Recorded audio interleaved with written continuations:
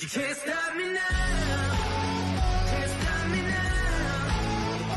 And my feet have come too far for you to tie 'em to the ground. Can't stop me now. Can't stop me now.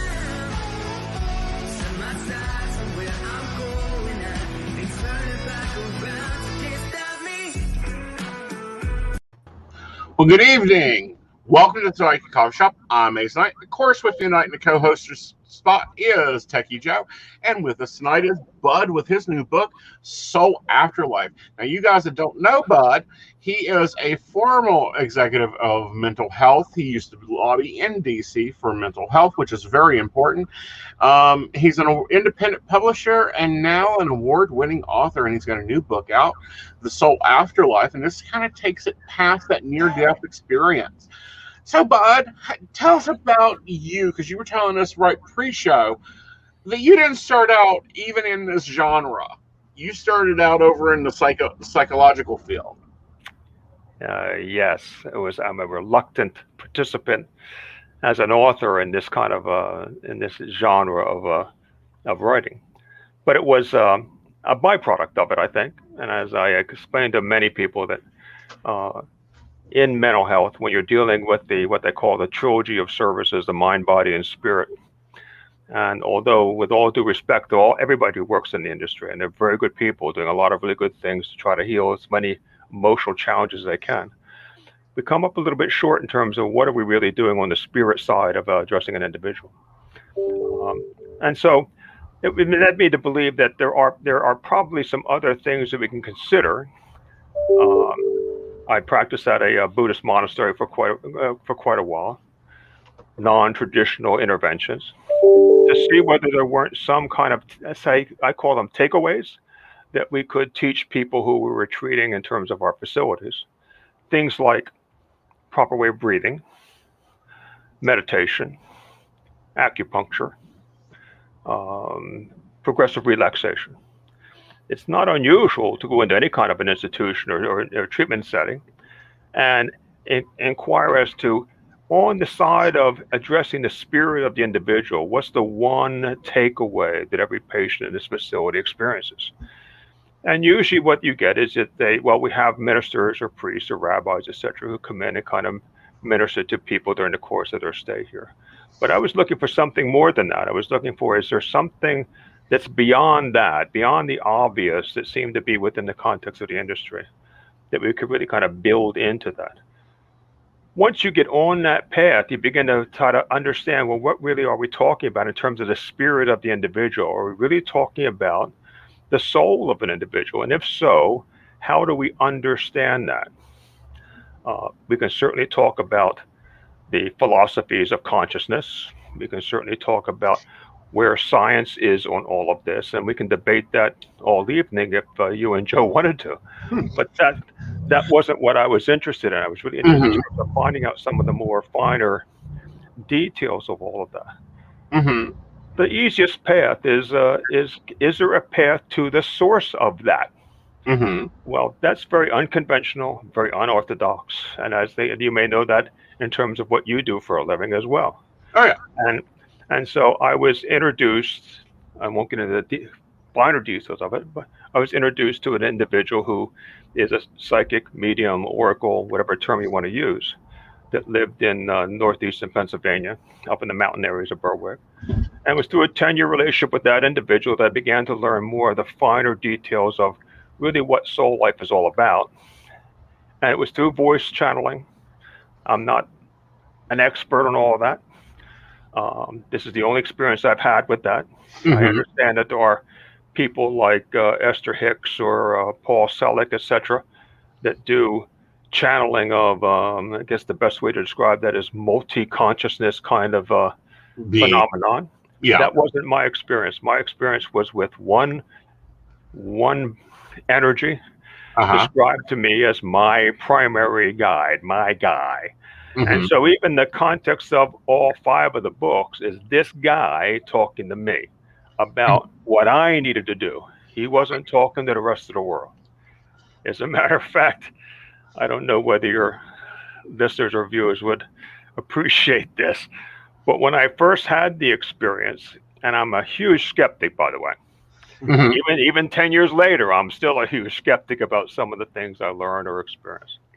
But I didn't know what to do when one evening, Charlotte said to me, "We have a guest tonight."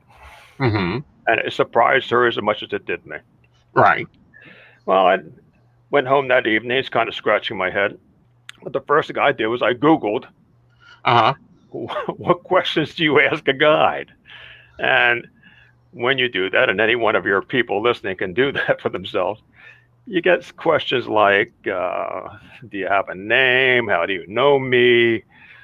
Et cetera, et cetera. So I Mhm. went back. As I went back, I asked all these questions, and I think to an extent, I think he tolerated some of my questions. Uh-huh. But he gave me a name. He later told me, many years later, he told me, I don't really have a name, bud. I give you a name because you asked for one. You know, Mhm. basically here we identify ourselves for our vibrations and our frequencies, no Mhm. different than you do when you're here with us. Right. I also learned that you had to be careful in terms of how you ask questions. And to give you a real example, one evening I asked him, I was curious, can you tell me, Laz, where I am in this life? Where am I? You know, in terms of where am I going? I was kind of getting at that. Mhm. And Charlotte says, well, he's looking really puzzled at you, bud. And then he said to me, well, bud, you're sitting on the couch. That's where you are. Uh-huh. So I had to be careful in terms of going forward. How do I actually ask these questions? Right. And in the bigger picture, it was, and maybe you would have an appreciation for this, Aeson. If you're sitting in front of somebody who knows you better than yourself, what questions would you ask knowing that you're going to get the most honest answer and response? Uh-huh. Because there is no BS. Right. And the only thing required of you is to be honest in return. Right. And that was the foundation, as I say, Mhm. for the relationship I had with him over the course of 10 years. Right. And traveling through a wide variety of topics. But Mhm. from his perspective, it was, you're off the rails, I think, in terms of your spiritual development, bud. And because we work at this together, my job, now that I have access to you, is to show you how to get back on track. Mhm. And it's not a long-winded story, but he tells most of his approach to teaching people, for teaching me in this case, is through analogies, Mhm. stories, hoaxes, Mhm. light light stories. Right. When people ask me what is he like, I say, well, that's hard to describe. He's not like me. He's not identical to me, but he's like family. Mhm. It's like you're sitting across from a breakfast table talking to your brother. Mhm. And that's basically the foundation of the relationship. Right. But you also asked other silly questions like, was there, how are we connected? Mhm. Did we have our lives together, et No. cetera, et cetera, et cetera? And the more you read about things, if you read Michael Newton's stuff, or if you read near-death experiences, perceptual studies division at University of Virginia, et cetera, you want to know, was there ever any historical connection that kind of brought us together? Mhm. And what are my past lives like, and did they include you, et cetera? So Mhm. that's kind of it. So let's compare notes. Because my main god's David. He's the one that does most of my fouling, as he calls it. They don't have a sense of humor. Mine does. Well, when I say don't have a sense of humor, it's like if I ask my god right out, is this guy going to fight for her? He's like, what, in a duel? Like, Oh yeah, are y'all yeah, still doing that crap? yeah. There is a pragmatic side to them, I think. Yeah. Yeah, that's what you're getting at. He's not. My guy is not. He's not shy about busting things. I Right. mean, he's. It's the point is, I think from his perspective, and I hope he would agree with this. is that whatever mechanism I need to do in order to kind of get you to understand it, I'll go down that path. Now, again, that can be in terms of stories. It can also be in terms of giving tasks, to physically illustrate to you what the message is that he's trying to get across.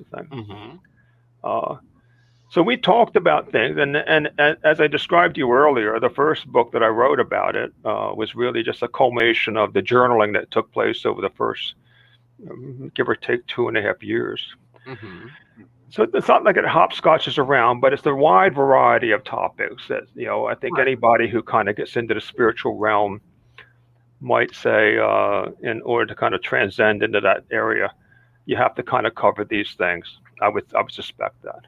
Yeah. After that, he began to pick very specific, let's say, general topic areas, and that was at his direction. The path, however, wasn't necessarily linear. It was more circular. So he would start something that would start over here, and he'd kind of come around slowly, kind of nurturing you to a conclusion about what he was trying to get at, never giving you the answer. It was my responsibility to get to the answer. Right. He's never predictive. He's not telling me what's going to happen. He's not kind of giving me insights in terms of what to avoid or not to avoid. This is my voyage. He's simply trying to keep me on the track, so to speak. Right. The second book that we did was called Soul Sins. It started out as I think his term he used was true sins. But the way the psychic world, this is his perspective, the way the psychic spiritual world looks at things is radically different from the way the human world looks at things.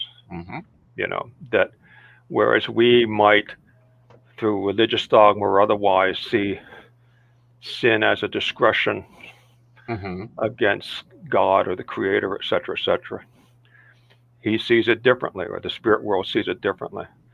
They see them more as missteps, things that weren't intended, but we fell over to begin with. The third book, he wanted me to understand the inner workings of the soul, what really happens in terms of soul, the internal energy of the soul. The fourth book was about soul imprints, how throughout life we leave our energy everywhere, absolutely everywhere, and that we're relatively unaware of that fact. I'll give you an example. He started that conversation just a few years ago, but he asked me to pick up the pillow that was on the couch. He says, "Tell me about that pillow." And I described the pillow like anybody would in terms of the obvious, right? And he says, "Isn't it interesting that you didn't consider that maybe somebody who was a genius may have touched that pillow and left some of that energy there, but you didn't get that, And that's really where it became more about getting beyond the superficiality of our life and beyond the obvious, as he keeps saying, to begin to understand how complex you are, or better still, how powerful you are as a soul.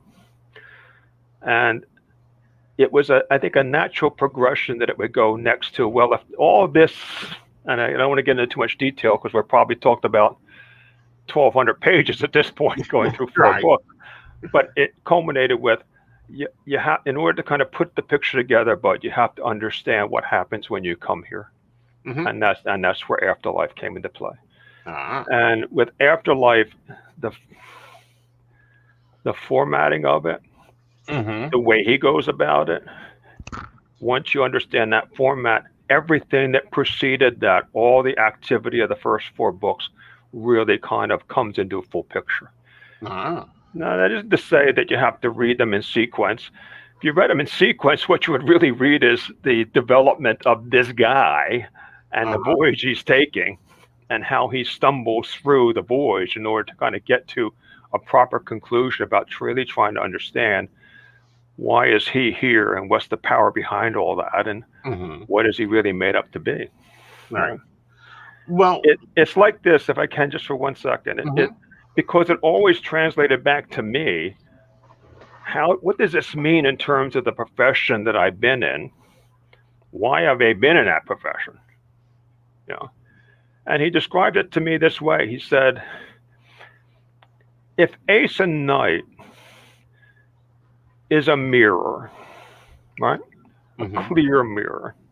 And if for some reason he has a tragedy or a trauma, right, in his life that affects his ability to effectively handle his emotional challenges, it is as though he has dropped that mirror on the ground and it is into hundreds of shards of mirror. And then, Bud, Aeson comes to this facility, regardless of where it is or who's managing it and who's operating it. And their job is to try to put that mirror back together. So, through their mind and body, the therapies and the medications, they're able to kind of glue all those pieces back together. They take that mirror and they give it to Aeson along with a discharge plan and a referral for follow-up work, right? And that they think we have made Aeson whole. He says from a spiritual perspective, however, when Aeson looks at that mirror, all he sees is glues together shards. He's not whole. So what do we do, Bud, in terms of the path that you've chosen? What do we do to help our individuals with those emotional challenges to become whole again? And it's interesting, Aeson, because he uses that term emotional challenges. He does not use the word mental illness. And we talked about it one night. Right. And I said, why wouldn't you use that word?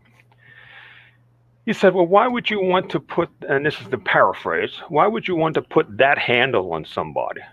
You know, it's like a tattoo on their chest. And I said to him, well, Laz, we're not, he doesn't curse, I do, but he doesn't. I said, well, smarty-ass, what would you say it is?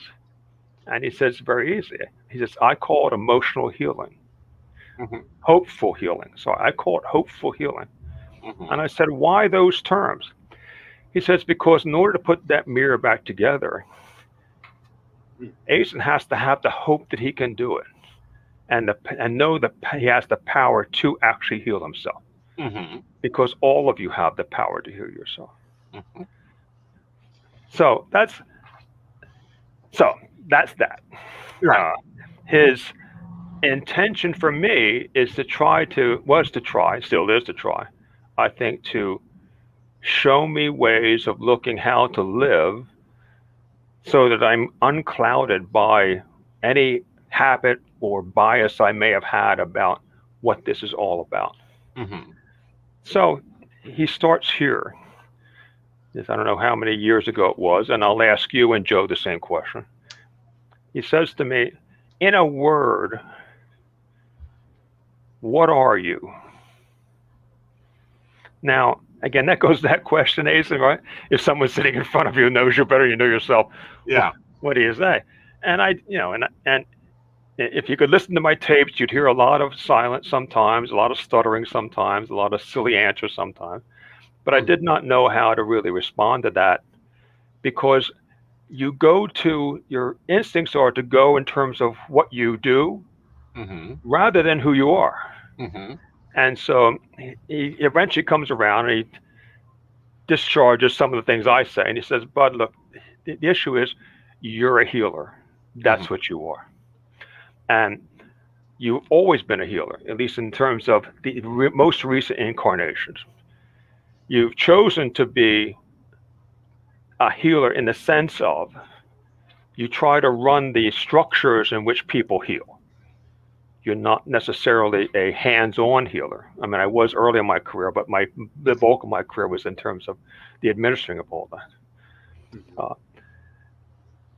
That's kind of the foundation, again, of how he starts the journey in terms of the afterlife. It starts with answering that question. Not what you do, but who are you? Right. And I think we get a lot of overcast with that, we so often remember to read the second line of the name tag instead of the first line of the name tag. Yeah. But Joe, why don't you hop in here? Okay.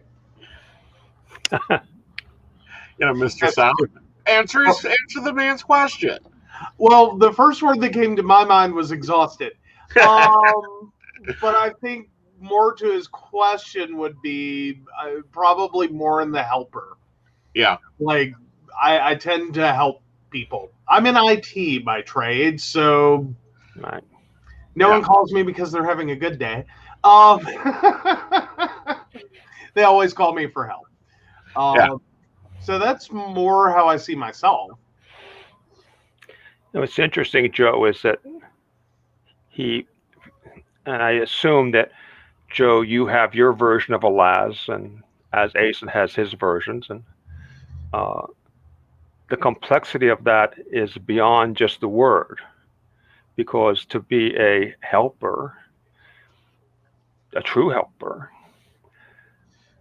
you have to learn both the yin and yang of that, right? Mm-hmm. Same being a healer, you have to know the yin and yang.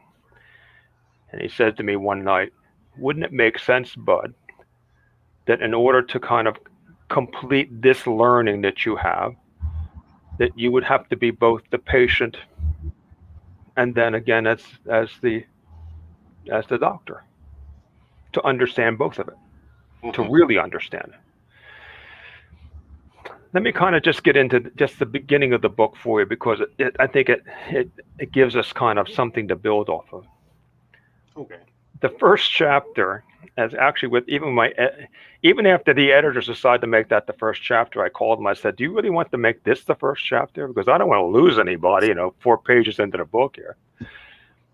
But the chapter's called The Octopus Analogy.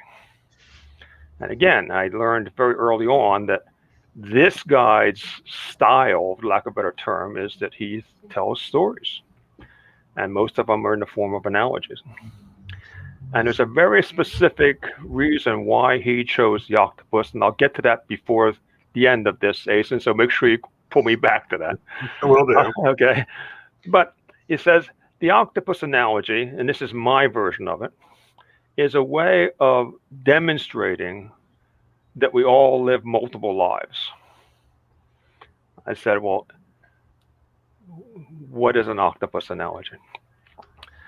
He says, well, when souls are born, right, he calls it clustering. They cluster together based upon where their vibration and energies are.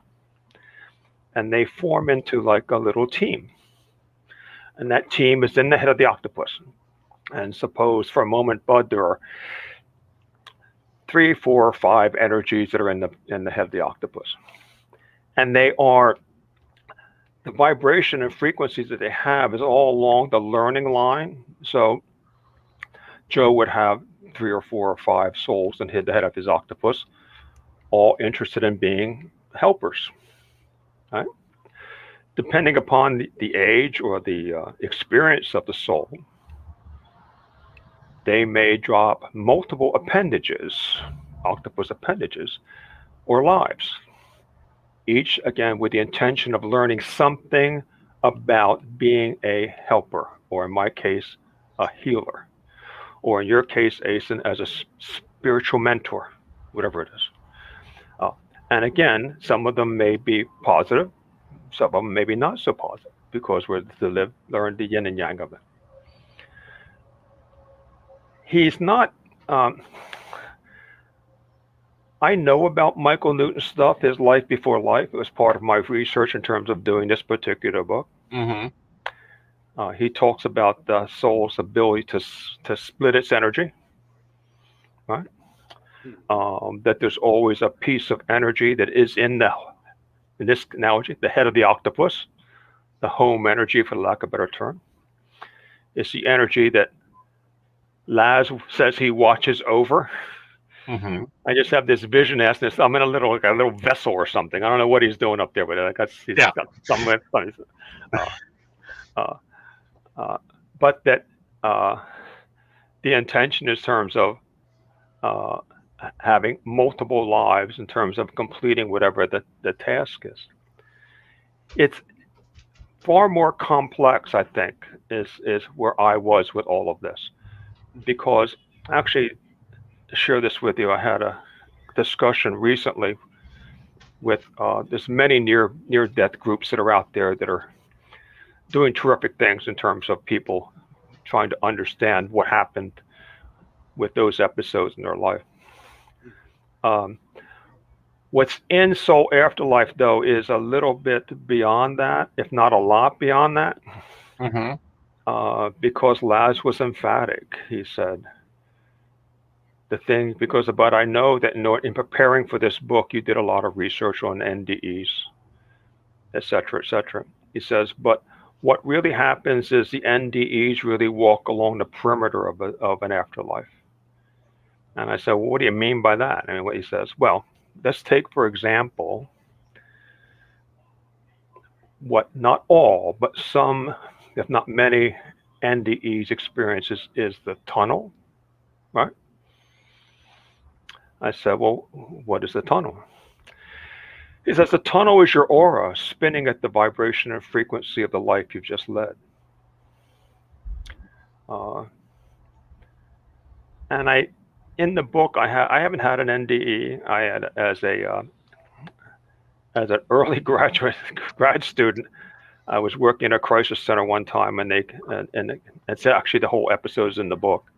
I had the opportunity to sit with somebody who had passed away, and then a drug addict who had passed away, and I was sitting with him that night, and he was telling me about his experience.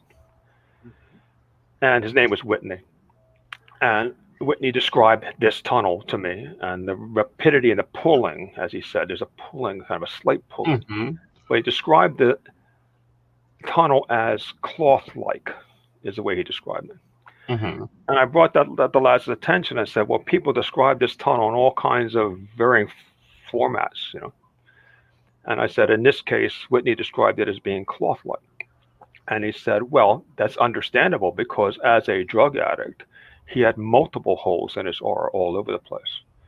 And the pulling is the vibration or frequency that you're being pulled to that's similar to the vibration or frequency you have upon passing. So if Whitney was simply being tugged, as he described it, in a certain way, it isn't as so as if your frequency and vibration, so to speak, could be anywhere from 0 to 10, 10 being the best. You know, maybe Whitney was a 2 and he was just being slightly tugged along, whereas maybe some of the monks I studied with are 10s and they're kind of just zipping through the whole thing altogether, you know. Right. So, and from there he goes on to describe that, well, I said, well, why is there a difference between an NDE and what you're trying to relate to me? And he says, because when you die, he said, the difference is that they have not died. I mean, their bodily functions have ceased, but in terms of a soul, they haven't separated yet.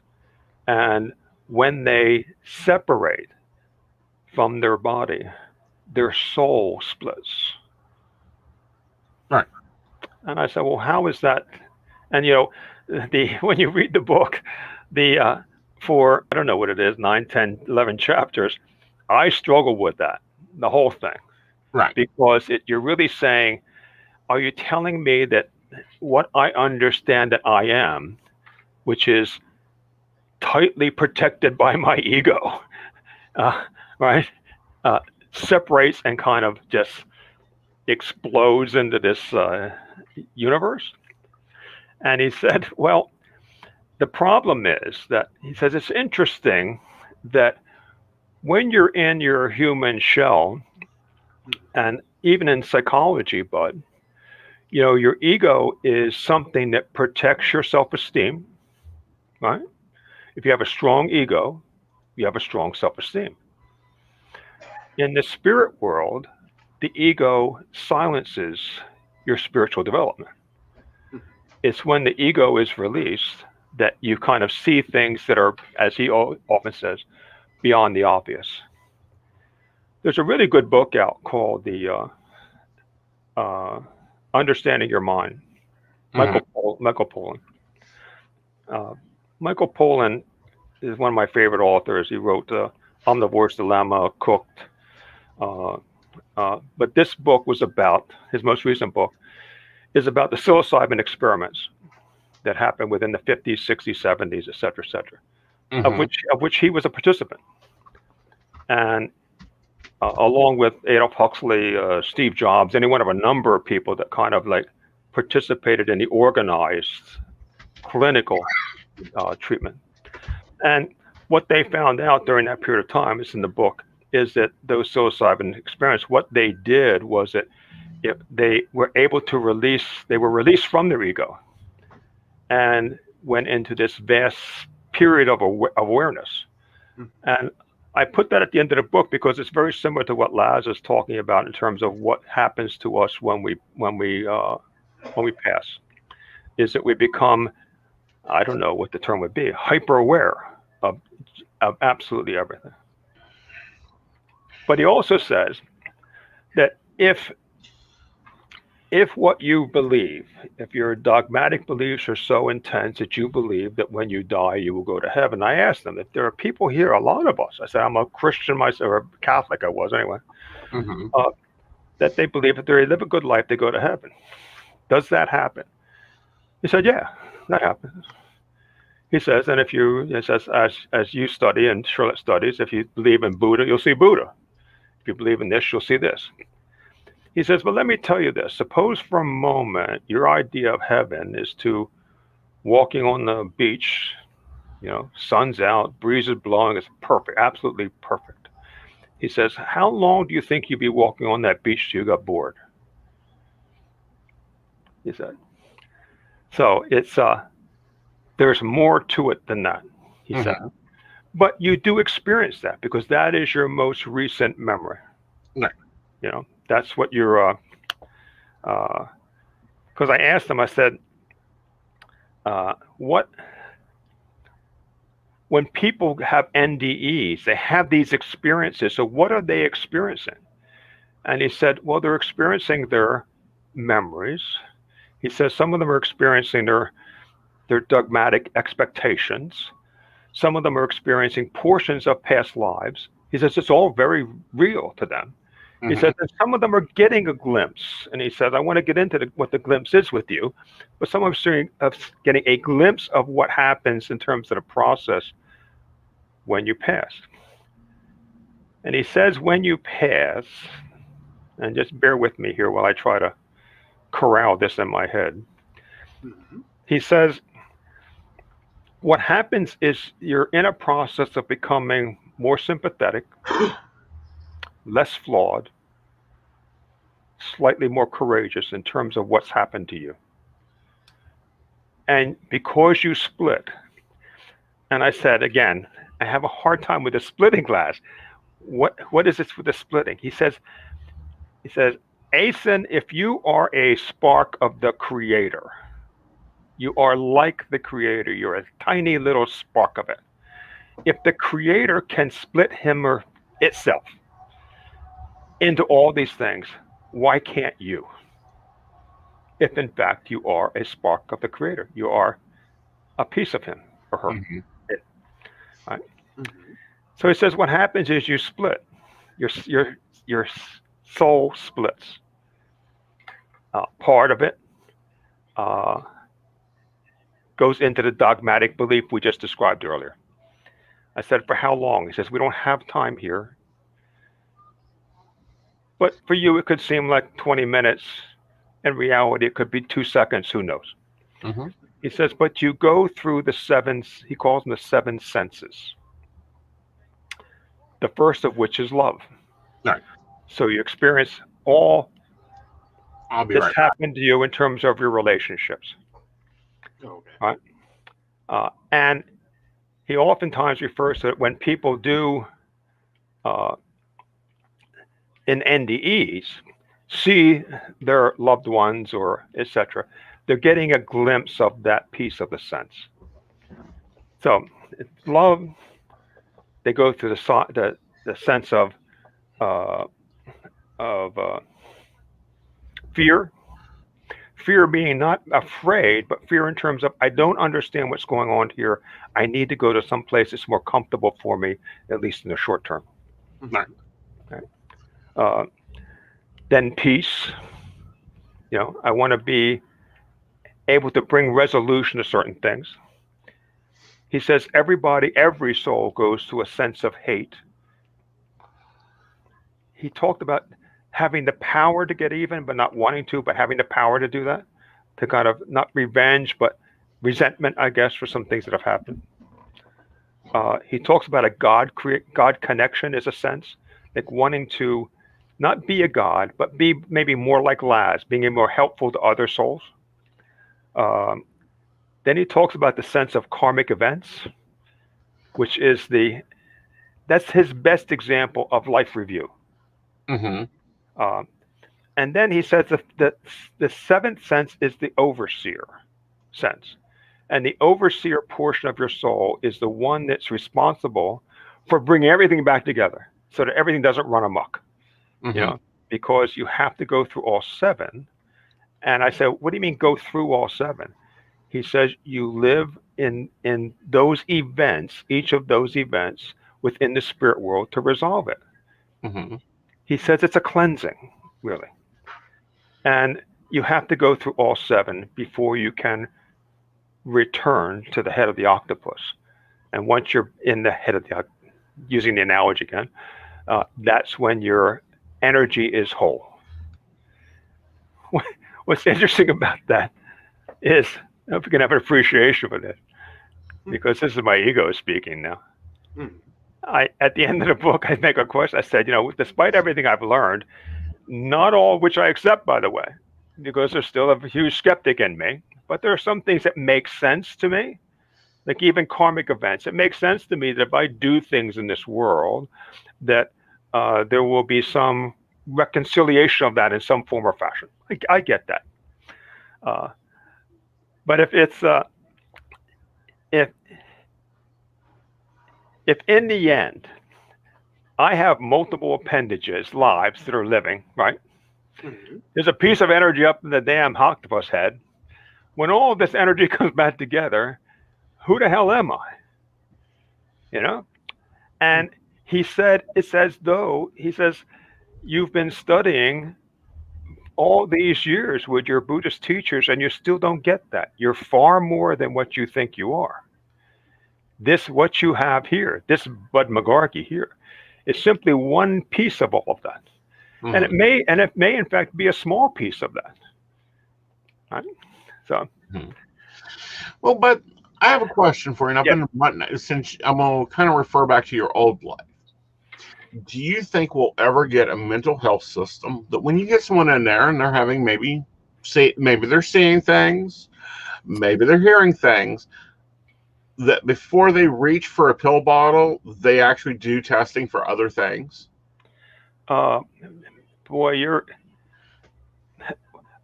Laz would be very proud of you to go. I figured he would be going beyond the obvious there.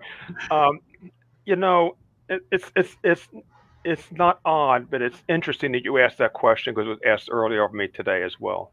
Not exactly the same way, but is there any hope? Is there any hope for healing in our future? I'm not bragging. Mm-hmm. I've been involved with over almost 200 hospitals. Mm-hmm. What I find even now, as I kind of wind down my time with all these people, the one thing I find almost universally is none of them really want to change. Not really. Mm-mm. It's a fight, it's a scrap to kind of get any kind of, let's call it innovative or creative or optional or unorthodox kind of systems in place that take hold. Mm-hmm. Even down to teaching somebody how proper breathing can reduce your anxiety, and as a result, you don't have to take some of these anxiety-oriented medications. Mm-hmm.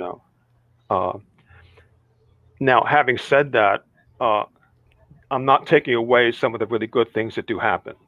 Right. because I think there is at least a really valid attempt of reducing some of the suffering that people experience.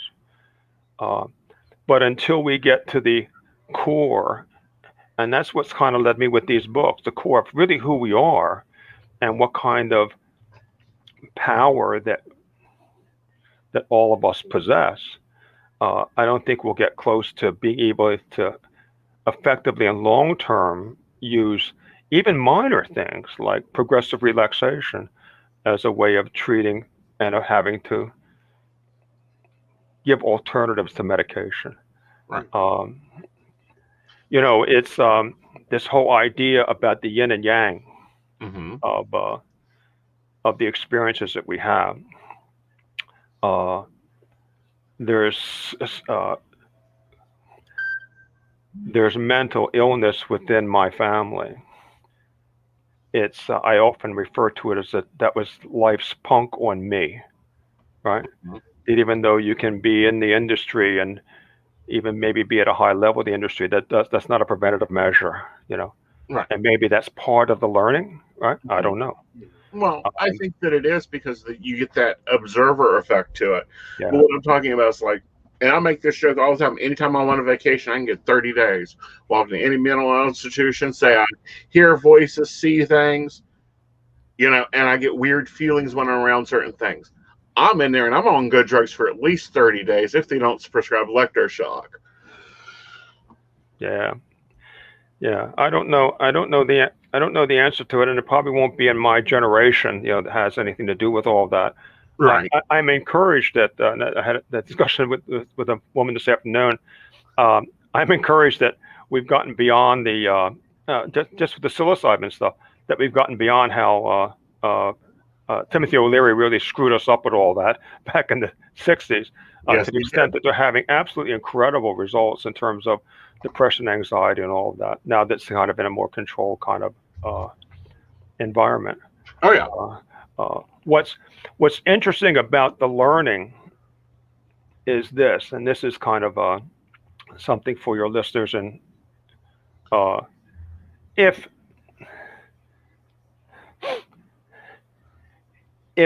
let's take Joe, let's go back to Joe for a minute. If Joe's mission is to be a helper, so Joe's octopus is the helper octopus. He would say this to you, Joe. He would say, your octopus, the helping octopus, is like a university, and you're in the helping college of the university. Okay? You understand that, right? Mm-hmm. Okay. So you have to learn absolutely everything about being a helper, including having to be somebody who needed to be seriously helped. Get the other side of it. Okay. All right. And that, in Laz's mind, gives a justification for why you need multiple lives. Right. And you may have to have the Joe Arrington life multiple times, this life multiple times, to work out all the bugs. You may actually even choose the Joseph Arrington life in order to work out some of the bugs that you didn't, let's say, effectively in your mind, work out the last time you were around. Okay. I asked him one time, out of frustration, Aeson, I asked him one time, I said, have we done this? Have we done this before? Like this actual thing we're doing right now? He looks at me, he laughs, said, but more times than you even want to know. Because one, you're stubborn, and two, you have such serious control issues. We haven't been able to work all that stuff out, but you've been better in some and worse in others, but you're still kind of working through all the things. So Joe has to work through this particular college within the university. Mm-hmm. And suppose that Joe does that. And who knows how many incarnations it takes him, but he does it. And he looks into the head of his octopus and he salutes to all his former mates and says, I'm off to the next college. Mm-hmm. What is that college? Is it? Maybe he wants to be a teacher. Maybe he wants to be a healer. Maybe he wants to be an artisan. etc. So he goes on to the next college until he goes through the entire university. How many incarnations does that take to do that? And within each, in each college, Joe, you experience not only the male but the female, not only the handicapped, not only the every possible race, every possible option that's available to you, because you have to learn the whole thing. And that's the task at hand, Aeson, as lack of a better term. At the end of the book, he actually writes a conclusion for me. He actually hasn't done that in the other books. He did it in this book. And Charlotte and I are talking right as he's wrapping it up, and he finishes, and Charlotte says to me, but it's really interesting. He's showing me a key, like an old medieval, like armor key, this big, kind of thing, little tassel on the end of it, like that. And I said, well, why are you showing me this key? He says, well, one, and then he showed me a reef. He's showing me a reef as well. And I said, well, why are you showing me these things now that we're wrapping up this particular book? And he says, because you've always learned better with images. And I said, what is the key? And he says, the key has always been awareness.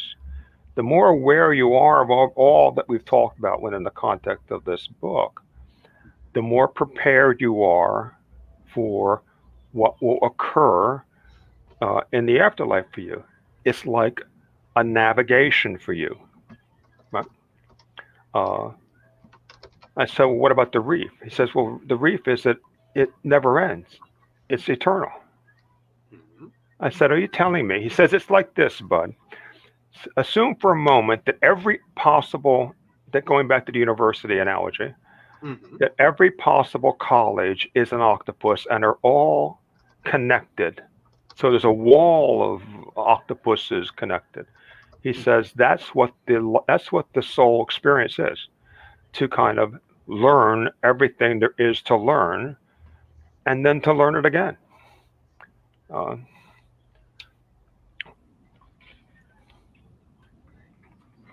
So the reason I asked him, Aeson, at the end, I said, why do you use an octopus as the analogy? What's the purpose? He says, it's intentional. I said, why is that? He said, because I said, of all things, a sea creature, and of all the sea creatures, you chose an octopus. He says, it's interesting because the octopus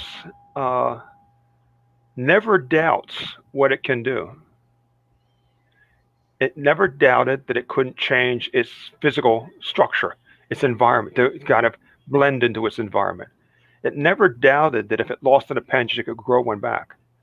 He says the same holds true, that when Joe is whole, his energy is whole, he's been through the seven senses, he's been through the seven heavens, seven hells. I'll get into that in a minute if you want to. But he's now cleansed. He's completely cleansed. He's back with his buds in the head of the octopus. At that time, that Joe Arrington has no doubt at all about what he can do in his next incarnation. And, in fact, that Joe may say, I'm kidding with you now, Joe. That Joe may say, oh, I only need 10% of my energy next time I go down. I'm kicking ass down there. I don't know. And in doing so, he may come back with a vibration of 2 or something, as a result of being a little bit too cocky for himself. But that's why he used it. So again, going back to that, what are our guides like? This one for me is, again, it's intentional. He takes me around, all the way around, and back to square one as to why. Not only what he says, but the way in which he says it has some meaning for me. And that's what's different. The books they're raw. It's written in narration. It's a conversation with me and him. Very little of Charlotte. I mean, Charlotte does a wonderful job in terms of interpreting it all for me. But it's all about the narration between me and him.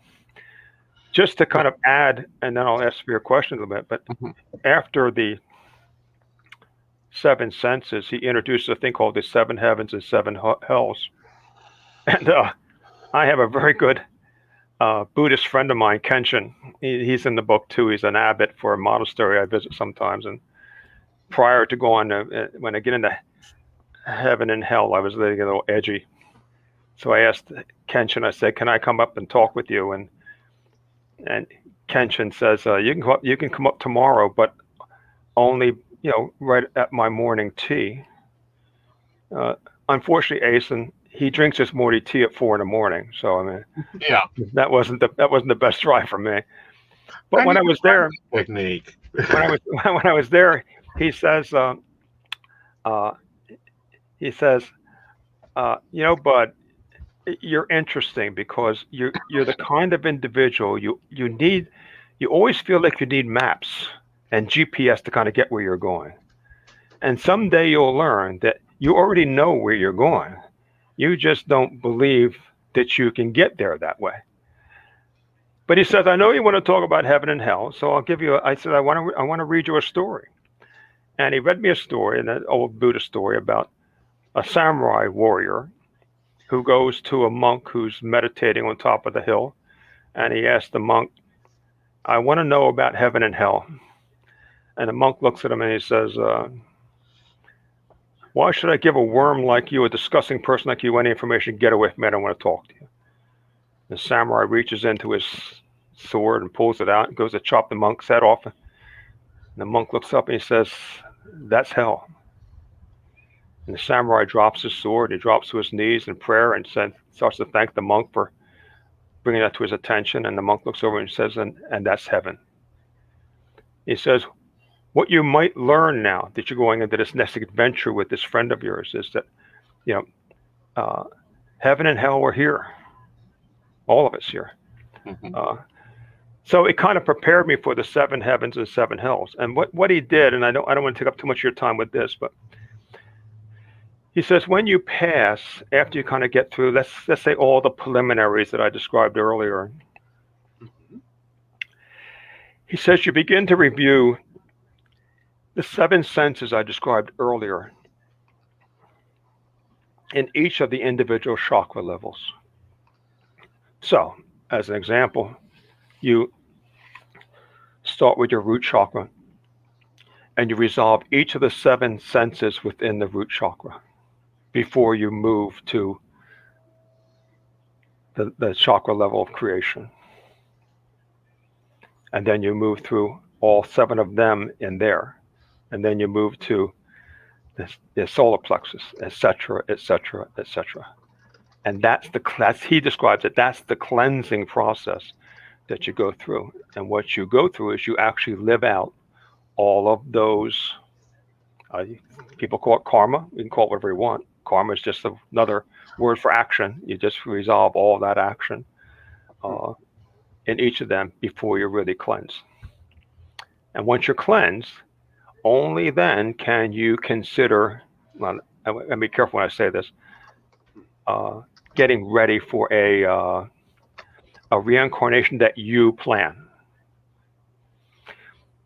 What's interesting, Aeson, is that, and again, I'm trying to cover 10 years with you and a year and a half of this book in a short period of time, but there are times, and you'd have to read the whole book to understand this, there are times,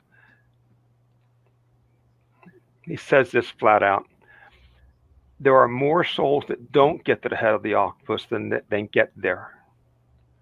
And what they tend to do because of the absence of awareness, again, the key, is they tend to loop. And he calls it a loop.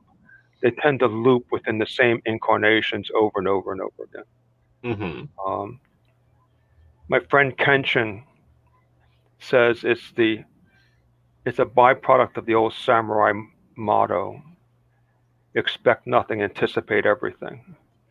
That if you can anticipate everything that may happen to you in an afterlife, you're more likely to be able to kind of navigate it properly or quickly, I guess is a better way of putting it.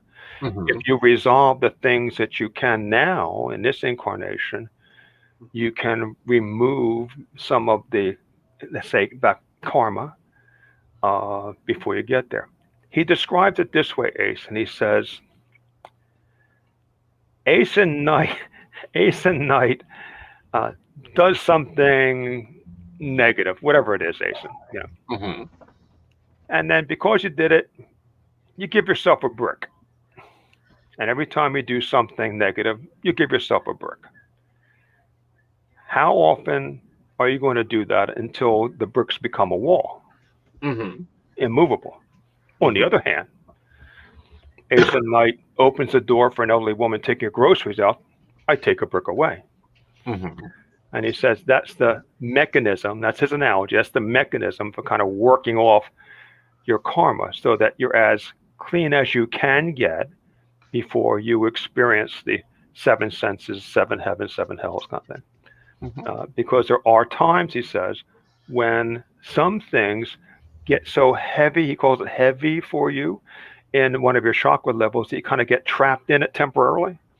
And that's why the overseer is so important, because the overseer helps you kind of navigate through that.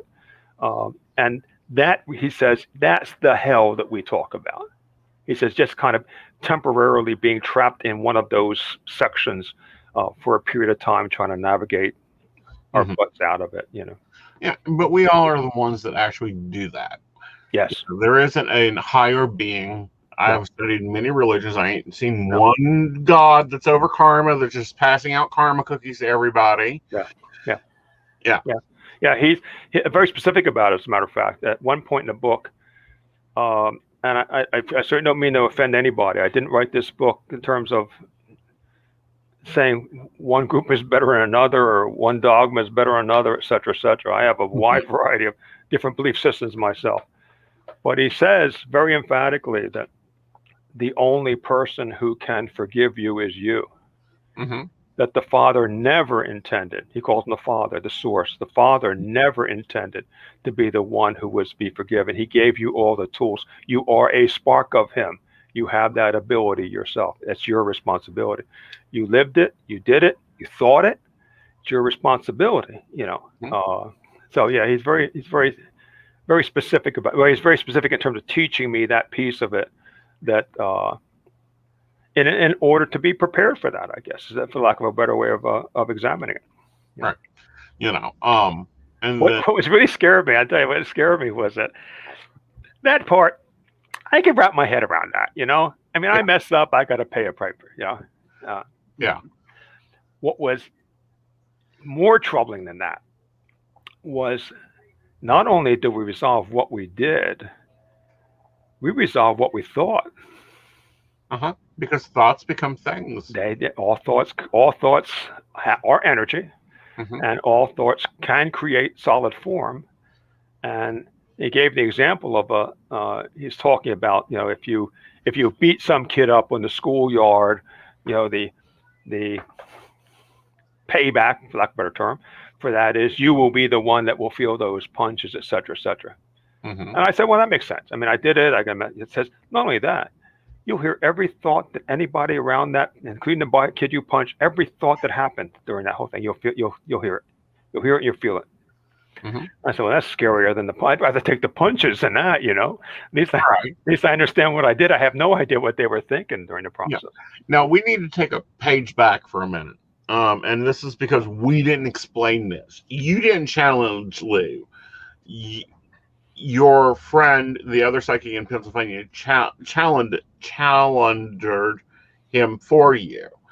Have you ever expressed him, just you and him? No. That it's intentional, though.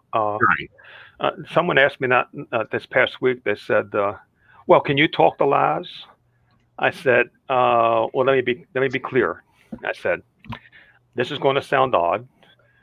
For 10 years, I've sat in that room and talked to this individual through a channeling experience with this individual over here, and even though he has said, you can learn to do this, I said, I don't want any part of this. You barely have me sitting on this couch here, you know? I don't want to see anybody. I don't want to talk to anybody, even though I've written 5 books about it.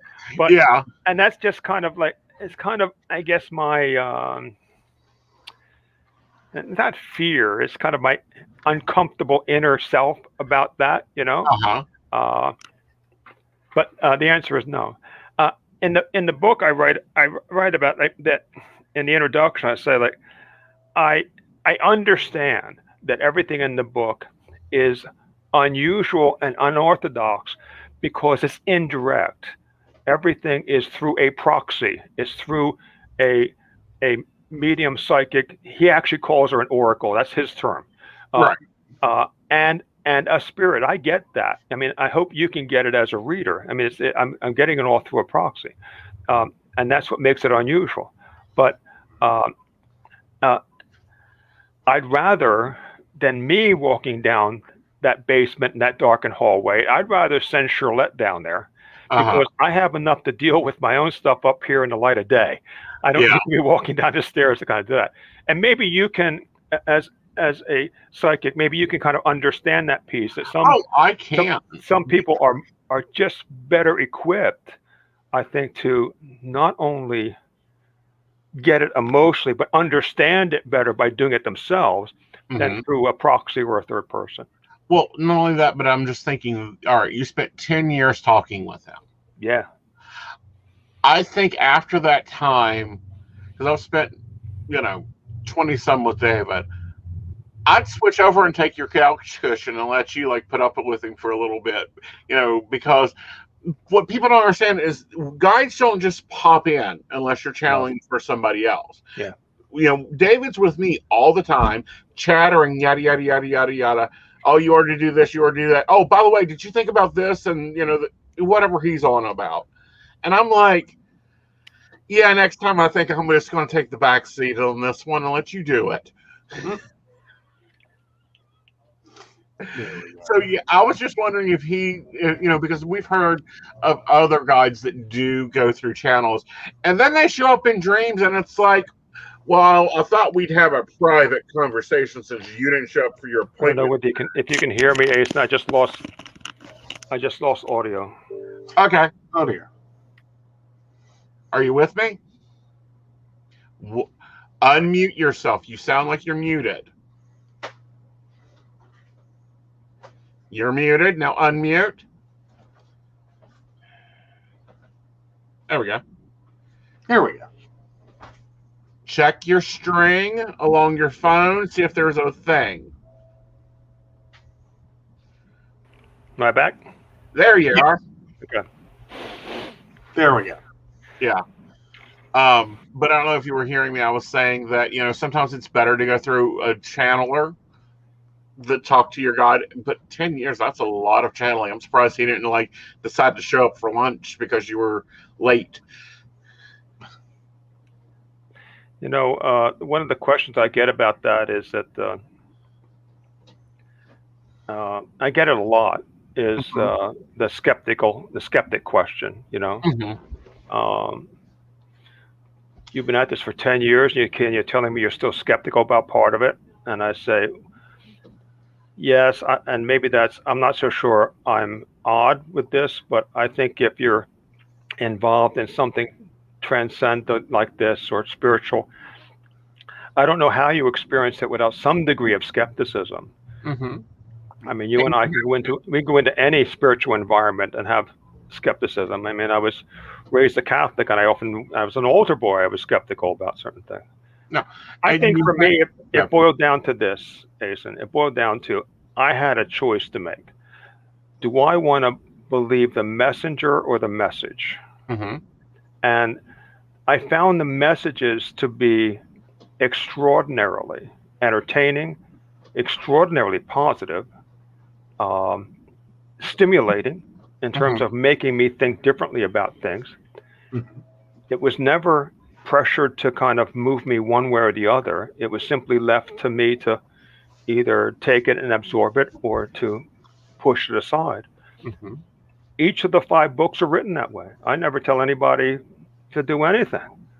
I tell them, this is just my journey. I don't know whether you want to take it. As a matter of fact, I I tell people the book is it's really 3 books. Mm-hmm. There certainly is a topic, afterlife, Mm-hmm. and there's a certain percentage of the population that's interested in that. Mm-hmm. I'm finding that some of that population that's even interested in it is only interested in certain avenues of it. Right. As long as it Um, fits their viewpoint. as long as it fits in their Right. in their in their little avenue. Mm-hmm. The other part of the book is it's just about me. It's my I'm just saying this is my journey. I'm not. Mm-hmm. You may want to take it, you may not want to take it. I'm just telling you what my journey's like. Right. The third part about it is that, and I think you would have maybe appreciation for this. I'm trying to give somebody an idea of what it would be like if you were my co-pilot sitting on that couch. Mm-hmm. So this is what it's like if you do have the opportunity to connect with some energy that's looking after you. This is what it may look like. So I hope some people read it because it's. I think they will. It's different. It's different, but it is. I had an individual tell me today. I'm not complaining, by the way. I'm glad to meet you and Joe. I've been doing podcasts all day today. Oh, but I had a woman tell me today that a near-death experience individual, it just didn't fit. What I was saying just didn't fit in terms of the narrative of what they were trying to, navigate their lives with, and that's okay. I'm not saying this is for everybody. I'm not saying that everything that he explained to me is exactly the way I think it will happen. Well, this is like the seven heavens, 7 hells. I've seen that talked about in occult. Yeah. Such for a couple, early 1900s, late 1800s, early 1900s occult texts. It was wrote about and experimented with and decided and all that. But it doesn't fit into the dogma of some people. Yeah. They're all in this one heaven, pearly gate, got to see St. Peter, have your file read, all this. And I think that near-death experiencers are going to have trouble with this book because it makes them look at more than just their tunnel. Yeah. It makes them look at all the other paths in their tunnel. And it takes out that, but when I get, there's an end and I have to go through the end and I have to go view counsel and yada. And it's like, no, that's dogma that was created for you. Very few near-death experiences get past the point of soul review. Yeah, I don't know. Back. Yeah, I don't know how any of us, and I throw myself in that bucket too, how we effectively get over the issue of how our ego chooses to administer all of that kind of information. Right. It's very hard to kind of break through all that because we're really coming to a conclusion that, as my Buddhist friends tell me, we're far more than what we think we are. Mm-hmm. We just are kind of narrowly defining who we are based upon this particular experience at this time, et cetera, et cetera. Mm-hmm. When somebody enters into the environment like Laz and says, well, it's not only that, it's also this big explosion of things mm-hmm. that in order for you to effectively navigate it, you're going to have to understand it. I mean, even down to pick on Joe again. If he's so quiet over there, if Joe wanted to become a concert pianist in Oslo, Norway, in his next incarnation, right? And he had, let's say, he had successfully cleansed himself, for lack of a better term. Laz would say, well, Joe, that's terrific. I mean, given that, that's certainly a way that you can help people, to understand all that. It's also entertaining. But Joe, is there a piano in your life now? Have you ever been to Norway? And he talks about that these life plannings that we have to have some solid connection somewhere in terms of our movement forward within the context of the again, his word, the college within the university that you're currently practicing in. This is an off-word topic, but did he mention that they like serve you wine or something at this?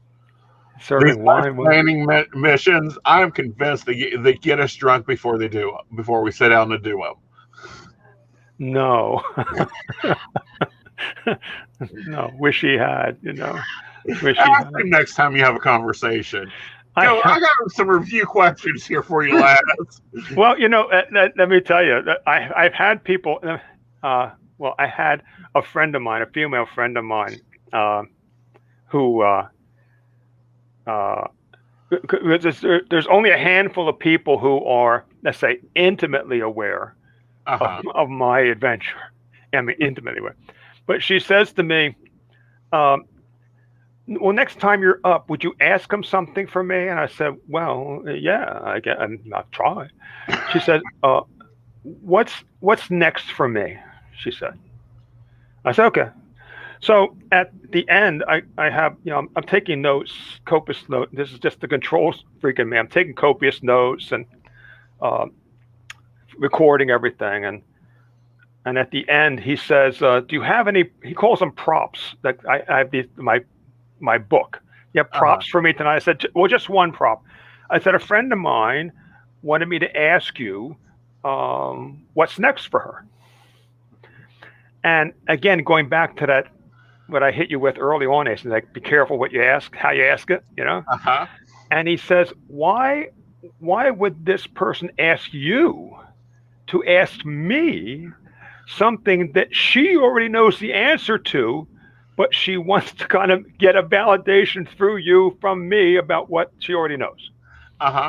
So if you want me to ask a question, I will. But again, he's my guy.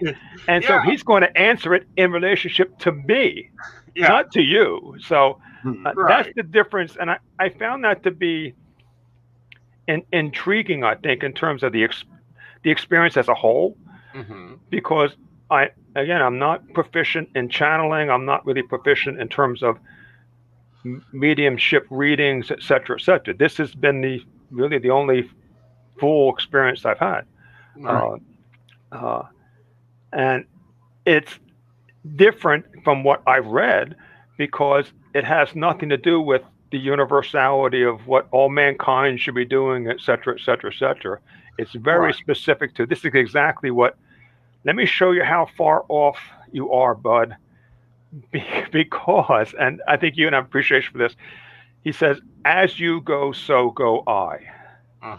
You know, and if I can't get you back, he doesn't say it this way, he kids with me sometimes.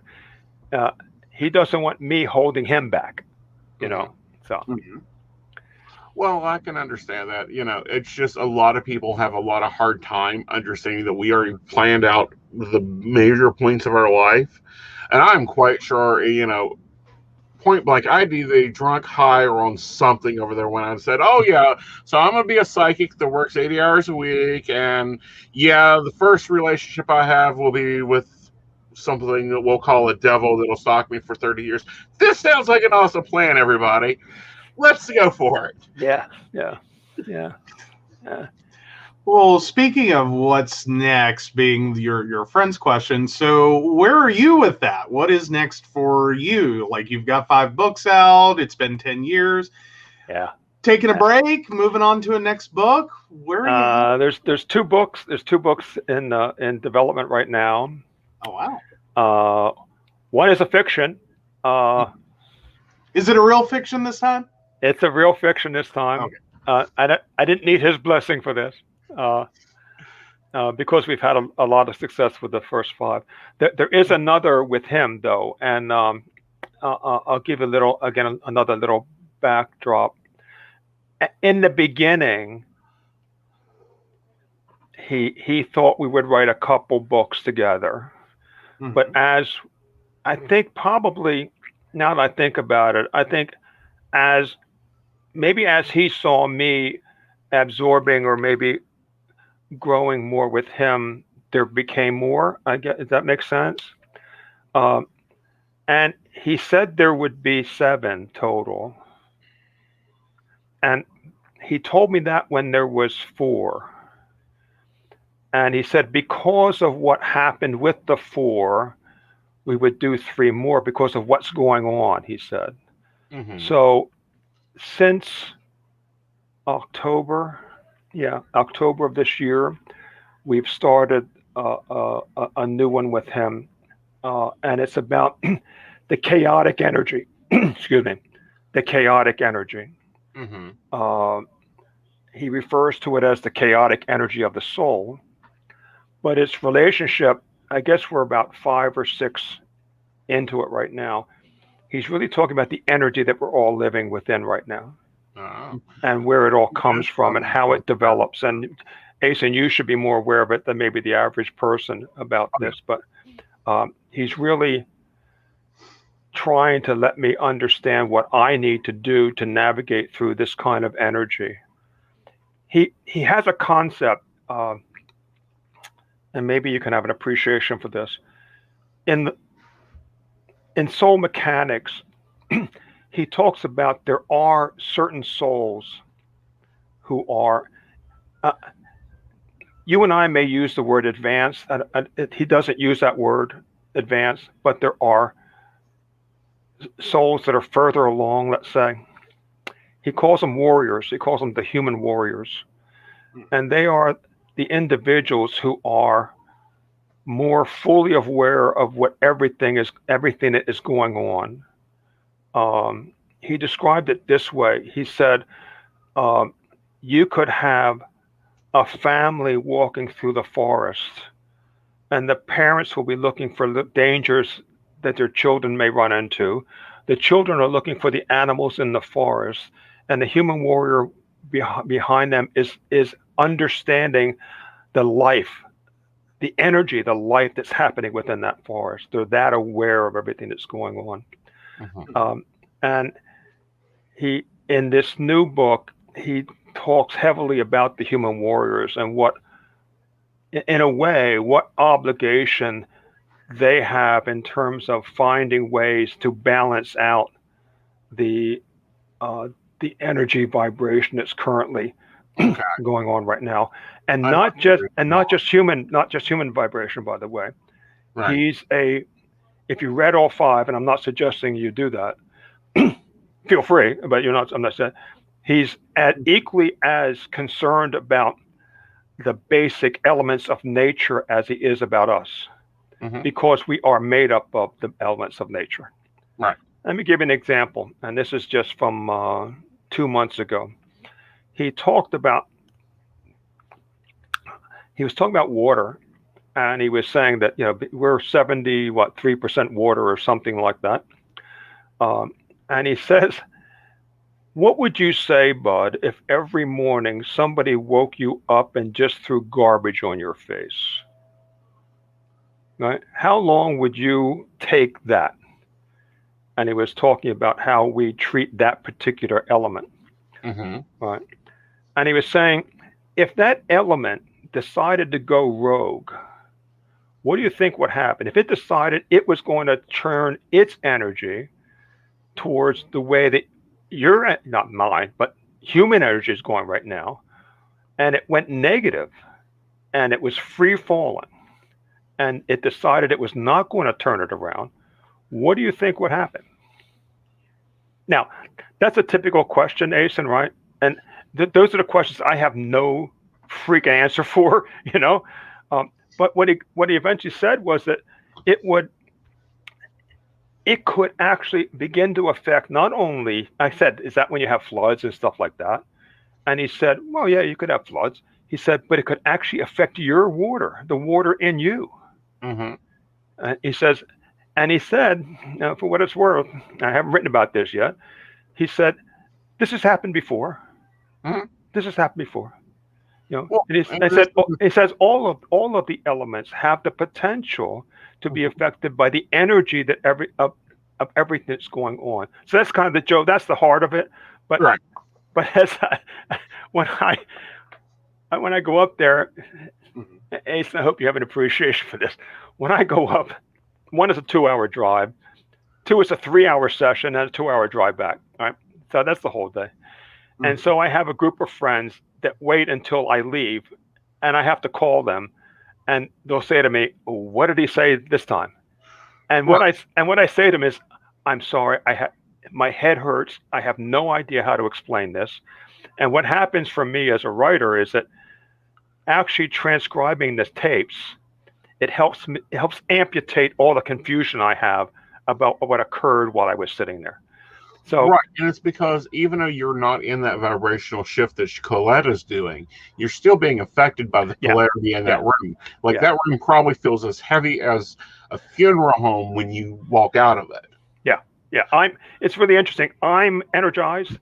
Uh-huh. She is literally like sliding down the chair. I mean, her energy is just like gone, Yeah, I'm So, surprised he's able to hold for 3 hours. I would Yeah, say probably an hour and a half. Well, But she's a strong medium. She's, once we get a leveling system, I'd say she's probably a level 8. But I can understand what he's talking about with the water, but I find it really interesting. And I'm going to feed into his point here in a minute.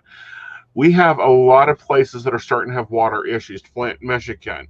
There's a few places in West Virginia that the water's just tainted terribly. Yeah. Then we have all this ocean population that has been, we have a floating isle of garbage in the middle of the Pacific. Yeah. And at the same time, we've got global warming, solar cycle occurring with water rising up. So I can definitely see the polarity in the water changing a lot and beginning to affect human life. And it has also been shown that it can affect the vibration of your body and cause health problems because of how you talk and treat water. So I can understand his collective theory there of that we need to start watching our elements, because I think, and me and David have talked about this, that we're going to see a lot more hurricanes, rainstorms, massive movements of water, but we can also going to possibly start seeing Earth get a little pissed off with all this intention and start having more earthquakes. Yeah, he took it one step further. I'll share this piece with you. I don't know how to explain this yet because it's still too raw in my mind, but all of what you just mentioned, regardless of the element, air, earth, fire, water, doesn't matter. All of that energy, regardless of how it's coming at you, has the potential to mute, is the word he used, mute your ability to form internal creations. Right? And every day you're creating, I don't know, thousands, hundreds of thousands, millions of cells. Right? And he says all of that starts to mute that. And then we wonder why we have the things that we have that are going on physiologically with all of us. It seems like a small thing, but it is a byproduct of everything you just explained. It all kind of goes together, All right. I also find it interesting that he only goes the 4. He doesn't include the Chinese fifth of metal. No, he doesn't talk about that. He talks about the 4. He talks about the 4. I don't. I'll ask him. Okay. I'll say, Aeson asked me. Well, just pointing out, it's like, there's a difference between your guy and my guy, because my guy goes all 6 elements, your guy's going all 4. Interesting. Yeah. Well, maybe my guy missed the seminar. I don't know. I don't know. See, these are things I like talking with when you have interactive guides with people. It's like comparing, like, my guy's always, I go to Walmart's. David goes to Walmart's because he's in the mood to get entertained by human weirdness like shopping. What do you mean you're paying for that? And that's too much. They don't get those concepts. Charlotte describes her guide too as being, whereas my guy can be a, like the guy sitting across the kitchen table. She says her guide is like hyper serious, like hardcore, and perhaps those who dabble in the world that you dabble in are more, more not so much serious, but more pragmatic. I don't know. I'm sorry, my guy, I describe him as a 1886 librarian stuck on crack that will pull any file I want from him. But at the same time, he finds our life amusing. Like, you do what with that thing? Yeah, we're going to Walmart's. Why? Why don't you just go there? Do you find the same thing that it's literal, their interpretation of what we're doing is literal? Yeah. Yeah, yeah. I tell you, when you interact, this is just me now. When I'm interacting with them, it's like I'm not walking on eggshells, but I'm on guard all the time in You terms get of over that about how I 5. need to speak to him to kind of get to where I need to go. Yeah. Otherwise, I deflect him, and you can read that in the book sometimes. Like we're on this path, kind of nailing down this thing, and because I didn't get it right, I kind of shift it all the way over here, and he goes with me. By the way, it just go all the way over here, and I kind of have to bring him back, and Yeah. it's an interesting process. Yeah. Probably the first 4 or 5 years, David was very literal with me, and then I was like, all right, cut the crap. They do not get that. This is a relationship that will only last 5 years, and they're only with the dude to have a kid. They care if he's calling right now. So I need you to get into here, this zone, not all the way out here. So I was able to get him to come in a little bit more and chill the heck out. Yeah. Understanding the biochemistries of relationships and soul connections is great for a very high level reading. But when's he going to call isn't a high level reading. It's a simple answer. Flip the file. Tell me when's the next phone call. Right. Yeah. Right. Yeah. But that comes in that working relationship. Yeah. It has a, I'm curious. I think maybe you get this question as well, but one of the questions I get sometimes is that how does somebody connect to that kind of energy? Mm-hmm. And I don't really have an answer for that.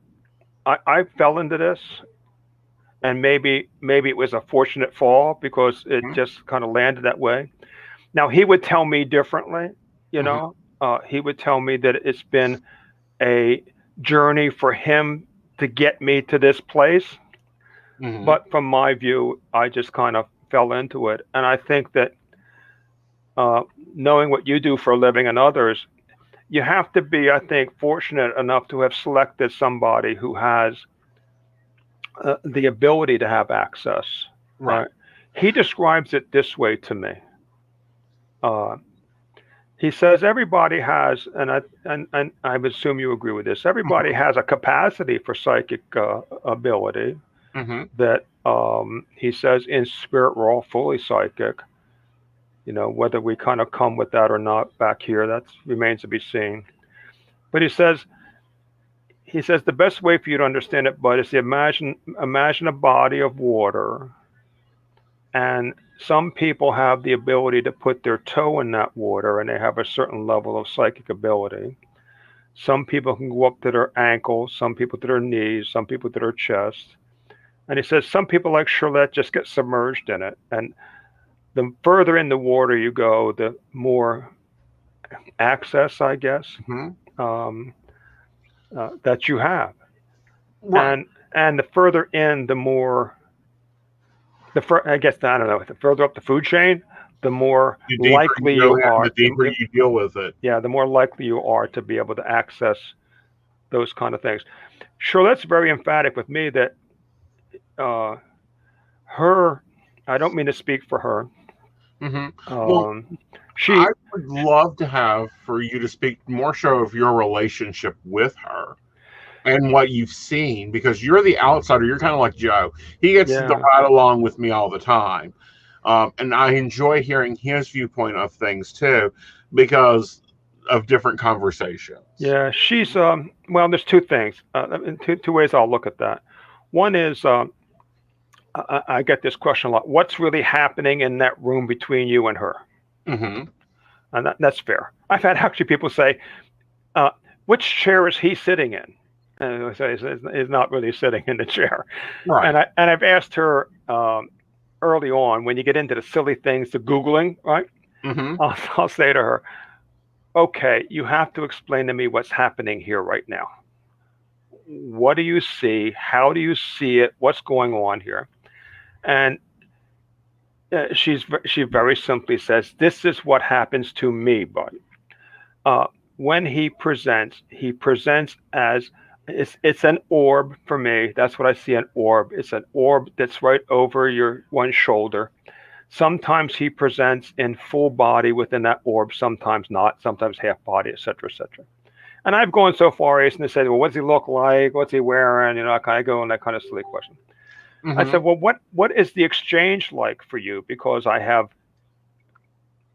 YouTubed, Esther Hicks and Paul Selig and stuff. And I said, that's not what happens here. And she says, the only way I can explain it is it's like a computer in my head. She says, I can hear him rapidly. I try to give it to you as quickly as I can. But you have to understand the colloquial expressions are mine, not his. So Mhm. it's my kind of interpretation in that regard. But it happens like this. It's not like, Right. and it's remarkably different if you could listen to a tape. It's remarkably different in terms of I hate to put it this way, the intellectual level of Mhm. what he says versus what she says. Mhm. It's of a much higher level. Mhm. So that's the exchange of what happens. Mhm. She's an interesting study, Mhm. given her background, the Buddhist teachings, that piece. In many respects, she presents I would say typical. Mhm. I don't have a lot of experience with this with other mediums and psychics. I find her to be very competitive, Mhm. um, It is. which most psychics are, I think, very competitive individuals. Right. Her background, she comes from a family of state troopers, Mhm. so her skill set is very remarkably different from the rest. Right. I had Well, a I yes had and a I had a difficult time when I first started engaging with her because of the security that's around her, no. Mhm. and having to navigate that. I've learned about what that's all about. I won't get into that with you now, but I've Well, learned what that's all about. But um, in many respects, she's reluctant. Mhm. She's a reluctant psychic. Mhm. Some days I think she enjoys what she does. Um, some days not so much. If you asked her, do you have a specialty, lack of a better term? Her thing is working with law enforcement mostly, and I Right. think that probably comes from her familial background. Right. But I would say if you Googled her, you'd say, "Oh, that she looks pretty typical." Right. I mean, given what most of the general population would think. Right. I always recommend people to read Illusions. If they're trying to understand. Yeah, yeah, Yeah, that's a good book for them to understand yeah. the way a lot of psychics get stuck into things and how they see things. Right. Security, I can understand, especially if she's working in law enforcement. I know some of her cases; they're not friendly cases that we like to review. Yeah, I can tell you that. I'll share this with you. It's been 10 years. I guess we're in 10 years. 3 years in, her entire house was burned down. Hmm. So I mean, it's not a minor issue for her. No, It's a pretty big issue for her. it's a very big issue. Well, it's a big issue in general. Yeah, For psychics in general, and yeah, just different things that we go through. yeah. Um, I asked Laz one time. I said, "Can you?" Because I always question her. So I mean, no more than I would anybody else. And she gets a little tired of my questions because I ask every time I go up there. So I think she gets tired of it. But I asked him one time. I said, "What? Can you explain the whole phenomenon of the psychic medium world for me?" And he said, "There's some really good psychics." He said, "People who have real skill." He says, "Unfortunately, some of the things that he says a called general population would be exposed to," and I think he was speaking more like psychic fairs and things like that. mhm. He said, "What happens in there? These people have ability." He said, "It may be a toe, it may be an ankle, but Mhm. he says, but what they read," he says, when you walk into something like that, he says it's like you're a billboard. He says they're picking up everything that's on your aura. Mhm. He said that it's the obvious that they're getting. He says, and the skill in finding somebody to really work with is finding somebody who can see beyond the obvious, Right. you know. And so that's his You explanation have for a it. point. Now, I've done my fair number of psychic fairs, as I'm sure Colette and a lot of others have Yeah, done. yeah, And it's not that they're reading. I could see the billboard effect, and I have a lot of times that I have to do psychic cleanup because of the billboard effect. yeah, Um, and I think it's how much the psychic wants to invest their energy wise. And I think it's important that you point out that, like, after the session, she's done for the day. So how did you? I know you ran into her. What were you guys talking about before he arrived? Well, there certainly was the Buddhist connection, right? Mm-hmm. And the monastery background, and what everybody was learning. Both sides were learning what she learned, and I was really more interested in some of the things that she was being exposed to, Mm-hmm. which was far more intricate and far more spiritual than what, mine was more educational, for lack of a better Right. term. Hers was more spiritually in terms of actually honing some of the skill sets that she possessed even as a youngest child. Um, there would always be some uh, personal stuff, you Mm-hmm. know. I mean, I have an individual in my family with some emotional challenges, Mm-hmm. and it's working. And as I remember, particularly early on, it was when I really felt the word punked. You know, Uh-huh. why me kind of thing? Why would this? And she was simply just listening to it, and I was interested in what she does for a living, Mm-hmm. how she does it. Uh, in some, maybe you can relate to this. In some respects, she hates it, you know. I Uh, don't hate it, but I And, also now have and, control. let me just be clear, in the Yeah. sense of where do you live, Aeson? I live in the hills of West Virginia, honey. As Okay, far all back right. in Well, the six as I then can that's get right. similar. She's in the mountains of Berwick, Pennsylvania, Yep. You will and find that a lot of us have taken to the, left New York, left LA. We want hidden yeah. up Well, in the they mountains. And it's like, you want to come for a read for me? yeah. Not a problem. So you You can enjoy the imagine around for 45 minutes. what her walk-in traffic is like, and Uh-huh. so that's the part that she doesn't hate it. It's the part that I think she's more discouraged by it. How many times can I see somebody who's worried about whether her husband's cheating on him or not? That kind of stuff. Mm-hmm. But it's part of the practice. Yeah. If you're going to kind of go down that route, Mm-hmm. what she enjoys is, I would say, is something that has a process to it, like the writing, Mm-hmm. or like the law enforcement stuff, where there's a Mm-hmm. process to it, Right. rather than dealing with, am I going to win the lottery or something? And I don't mean to Yeah, be I don't frivolous, predict but lightning either. I'm but quite sure she doesn't do that but either. on the other hand, I say to her, well, as long as I said, then why are you in Berwick? And she says, because he told me this is where I need to be. Mm-hmm. So, and And maybe, and I'll bet you she probably moved there mid 90s, because there's a lot of spiritual people during that 95 to 2010 range that spirit guides said, get off the coast, get your ass to the mountains. I'm going to take you to bumfuck Egypt, deal with it. You're going to build something there. right. All of them got the email. Well, I kind of relate to that, because she doesn't say it that specifically, Uh-huh. but she says there's a purpose. There's some purpose. She doesn't get it yet, but there's Mhm. some purpose, and so there she is. Cool.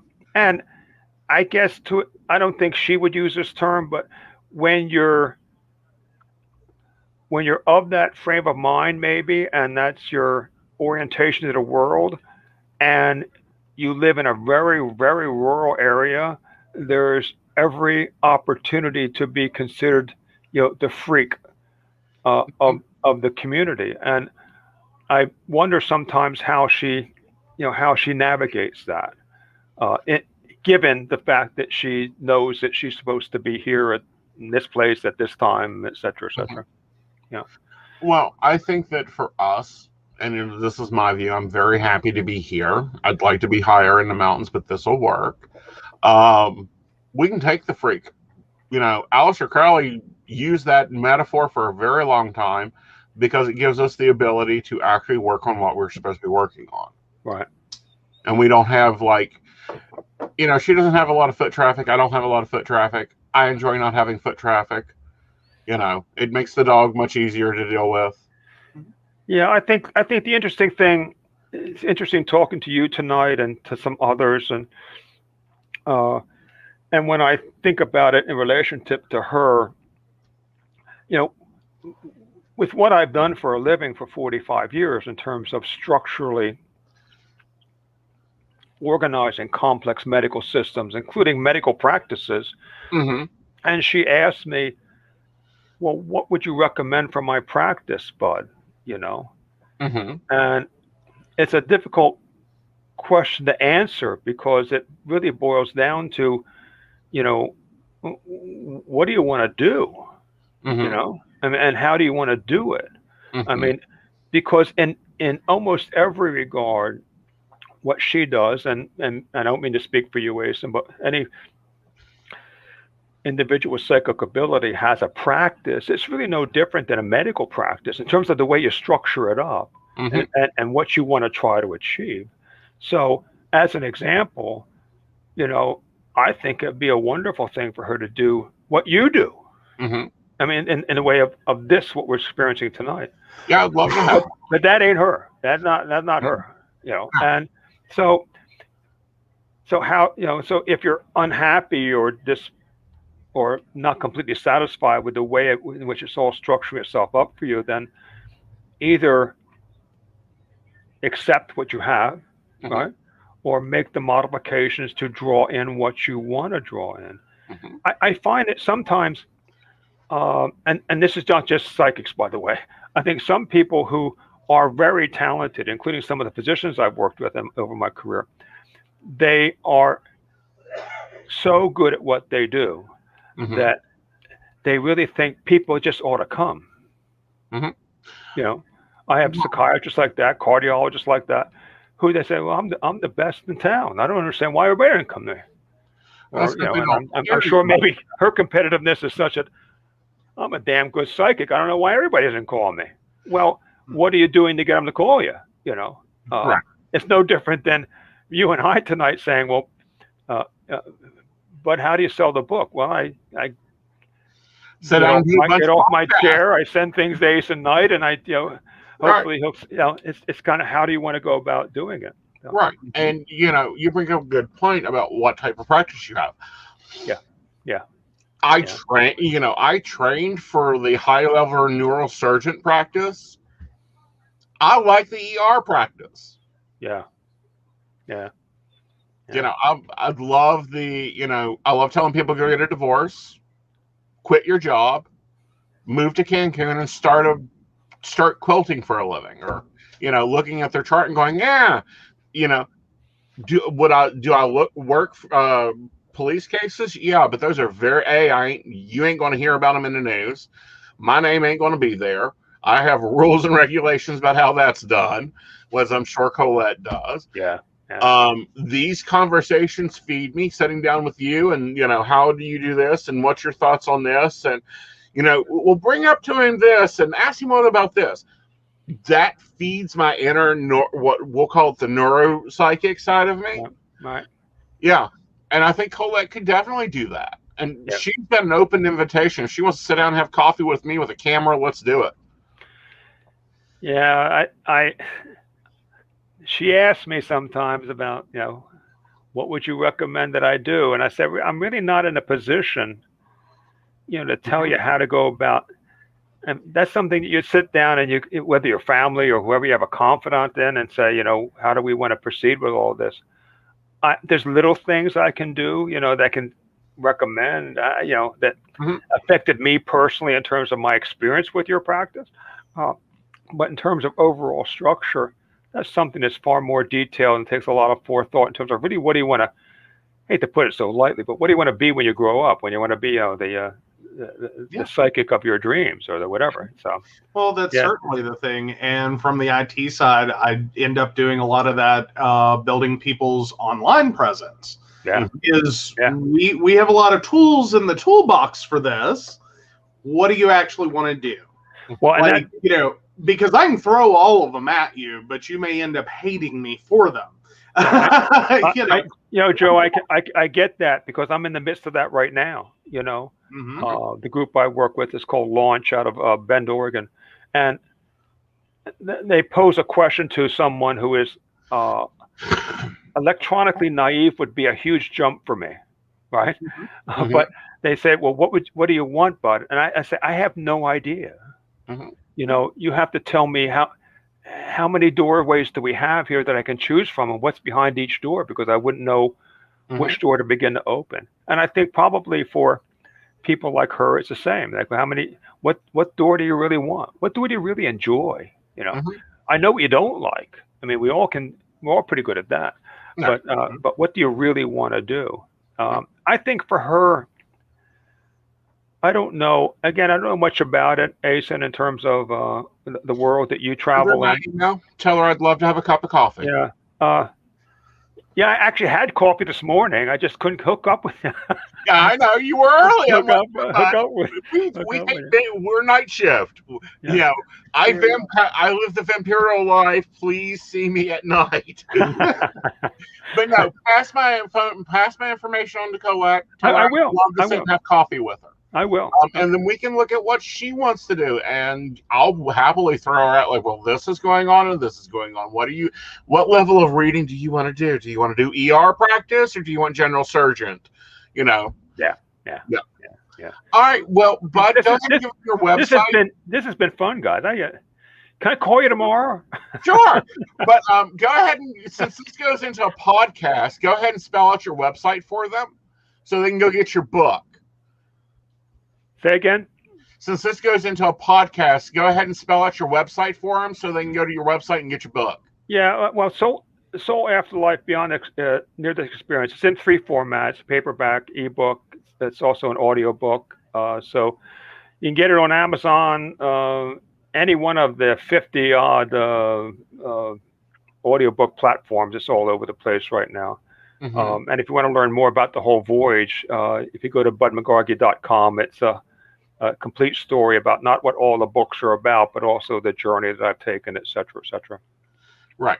And that's Bud McCarkey, spelled BUDMAGARGEE.com. Yeah. Yes. Well, thanks. You have a great day, and come back and see us when book 5 and 6 come out. I will, Ace and Joseph. Thanks for having me. I really enjoyed it. You guys are you're a real pleasure. I really had I had fun tonight. Okay. Great. Oh, absolutely. Thanks, guys. Thank you. There we are. Hi, guys. Welcome back. All right, there we go. Now we're getting our stuff on. I was on it. I know. You're getting all techie on me. I know, right? I know. So, guys, you'll notice your angle is different. Yes, Aeson's computer died mid-Sunday. Yeah, mid-sentence. In the middle of a business call. I know. It was great. Yeah, like, but I give him a lot of props. He did not scream like he wanted to. Like, I actually had a whole moment. I was like, I don't know what just happened. He froze. Like, I don't know. But we do want to take a moment and say hello to Shannon, Brenda, Devin, Ashley. Great to see you guys. And yeah, he's already shuffling cards, so we're about to take some questions. Looks like Devin and Ashley both have questions up. Yep. But no, just in general, this week has been Mercury in retrograde and New Monday's coming for somebody. Oh, goodness. All right, so here's the jumpers. We're going to go for Devin since they're already on jumper. You want to give me a third one here? Hello, Miss Mary. Nice to see you. Hi, Mary. Again. Absolutely. All right, let's go for Devin first. All right, Devin, 31678. Having trouble at work. Will my boss start towing the line? I feel like you're going to have to be the ruler here and remind him what the rules are. However, I will point out that they are talking about you looking at what you have accomplished here and what, well, new camera, be nice to the card here. Where's my light? There's my light. Maybe. Maybe. We'll have to work on that.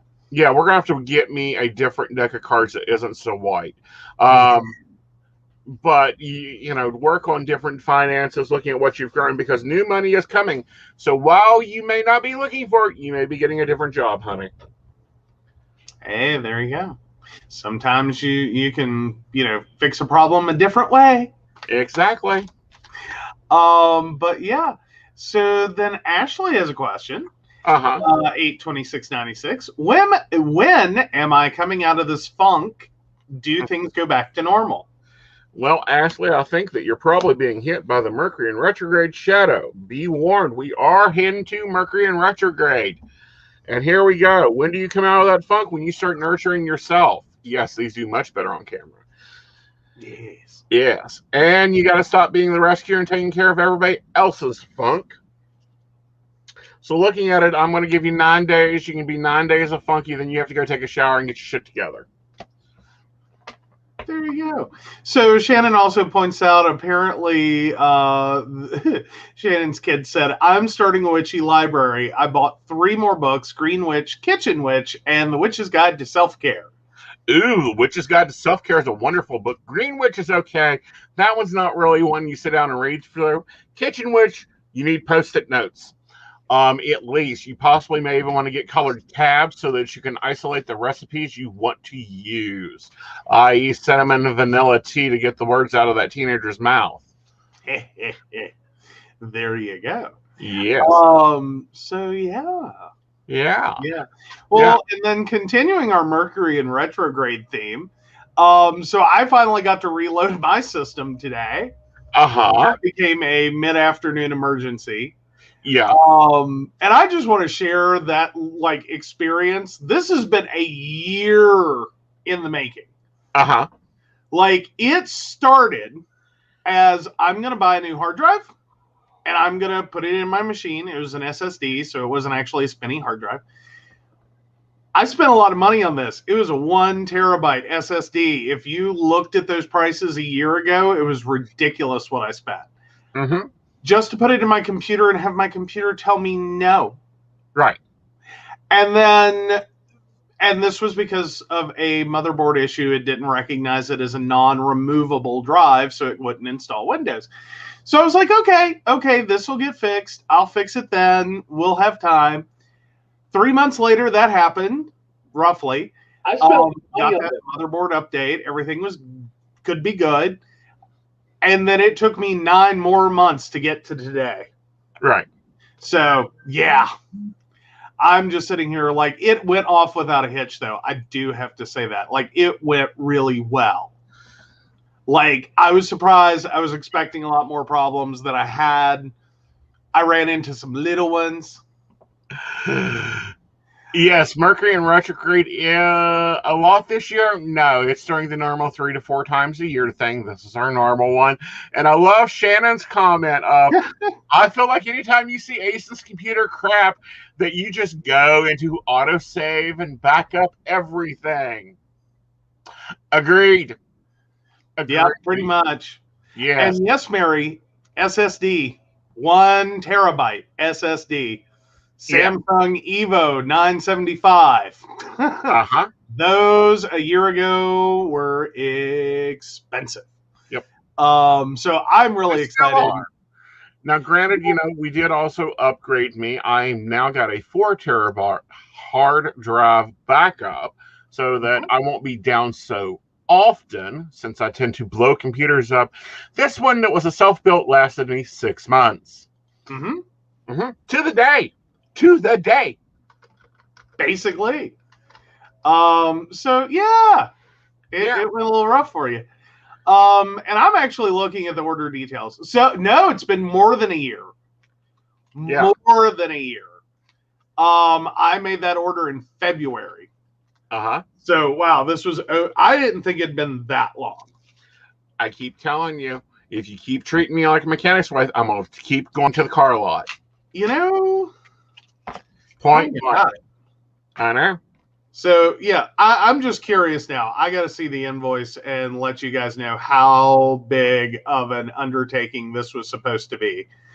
So, yeah, that drive was $168.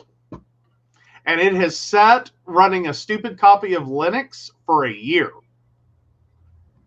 Ah, it sucked. Mm-hmm. That was like the worst ever. Like I've never like loved, hated a purchase so much in my life. Because I was sitting here when I had to like give up and move on. I had to go back to a little 240 gig. And I was like, I'm going to crap this out in like a year. And I did. Like, we created a lot of graphics over here, if you guys haven't noticed. Okay. So I'm pissed. This is a hot take. I just looked at it. The Republicans are not backing the January 6th commission. Oh, no. You knew they weren't. You knew they weren't gonna. Like, I don't even see getting mad at that. That. Like, it's horrible. It's stupid. It's a bad idea. It's, like, shame on you, but you knew they weren't gonna. Right. Like, they're not gonna. Well, I think the House just needs to overrule them. Yeah. Yeah. Oh, yeah. And McCarthy needs to get out of the way. I think that it's a little more unclear as baloney. It's very clear they do not want themselves inundated and shown that, oh, there are also Republicans that continue to do it. Oh, absolutely. Ooh, that is a pretty computer, Mary. The Lenovo X1 Carbon. That is pretty. Mm-hmm. That is pretty. Like, that's a really pretty computer. Right. Like, sorry, this is how I react to computers. That is so cute. Right. Oh. Oh, but it doesn't do the whole 360 hinge? Like, it lays flat. I see that, but okay. Yeah. Sorry, I had a little tech lust. I had to go see. Well, I get that. Of course, you know, we still have Marjorie, who should not be on the floor. Still on the floor. Like, I don't understand how this woman is still in the house. What is it going to take to throw out some of these people? Right now, I don't know that there is anything that's going to get her out the door. Like, I think we're in a weird transitional time that I don't know. It's sort of like when people talk about like World War II. Mm-hmm. And there was a weird period in the 40s when it seemed like everyone was going to die tomorrow. Like, and I'm talking like Europe, World War II. When it was just like everyone could die tomorrow. And you just kind of can't. I don't want to say you can't care as much as it's really hard to evaluate and make good choices. Right. I think, and to some degree, it's sort of how do you exert that energy to force this? Because there's so many other things wrong than just her stupidity. What I do not get is why we as Democrats, our Democratic House and our Democratic Senate, aren't taking names and kicking asses. Liz Cheney getting demoted doesn't surprise me. She's one of the old Republicans that's speaking truth. I think she should start siding with Democrats very quickly and bashing and running amok over this Republican Party. If AOC would sneeze at Marjorie the wrong way, she'd scream. How she has not been brought up on ethics charges is beyond me. Like, is it going to take a fist fight? Is AOC going to have to lose her top and take and beat the hell out of this girl on the Senate floor to get them to call her into collections? No, I think it's going to actually have to go the other way. And that might be more of the plan, is just continue being normal and let the insanity speak for itself. Well, You know what I mean? Like, let the insanity just keep talking, because it's not going to get less insane. right. It's just going to blow up in their faces. Well, at least the New York Attorney General has issued criminal investigations into the Trump organization. That will be great. I hope they press charges quickly.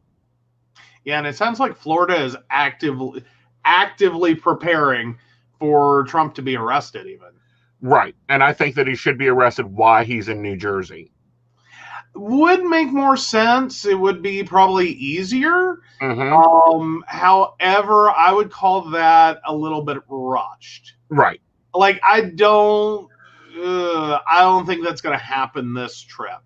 Right. But at the same time, I don't know, like, how much he's going to end up traveling.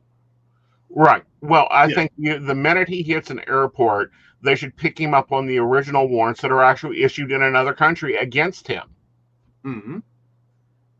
Iran has warrants out for his arrest. If he hits an international airport, he should be arrested by Interpol.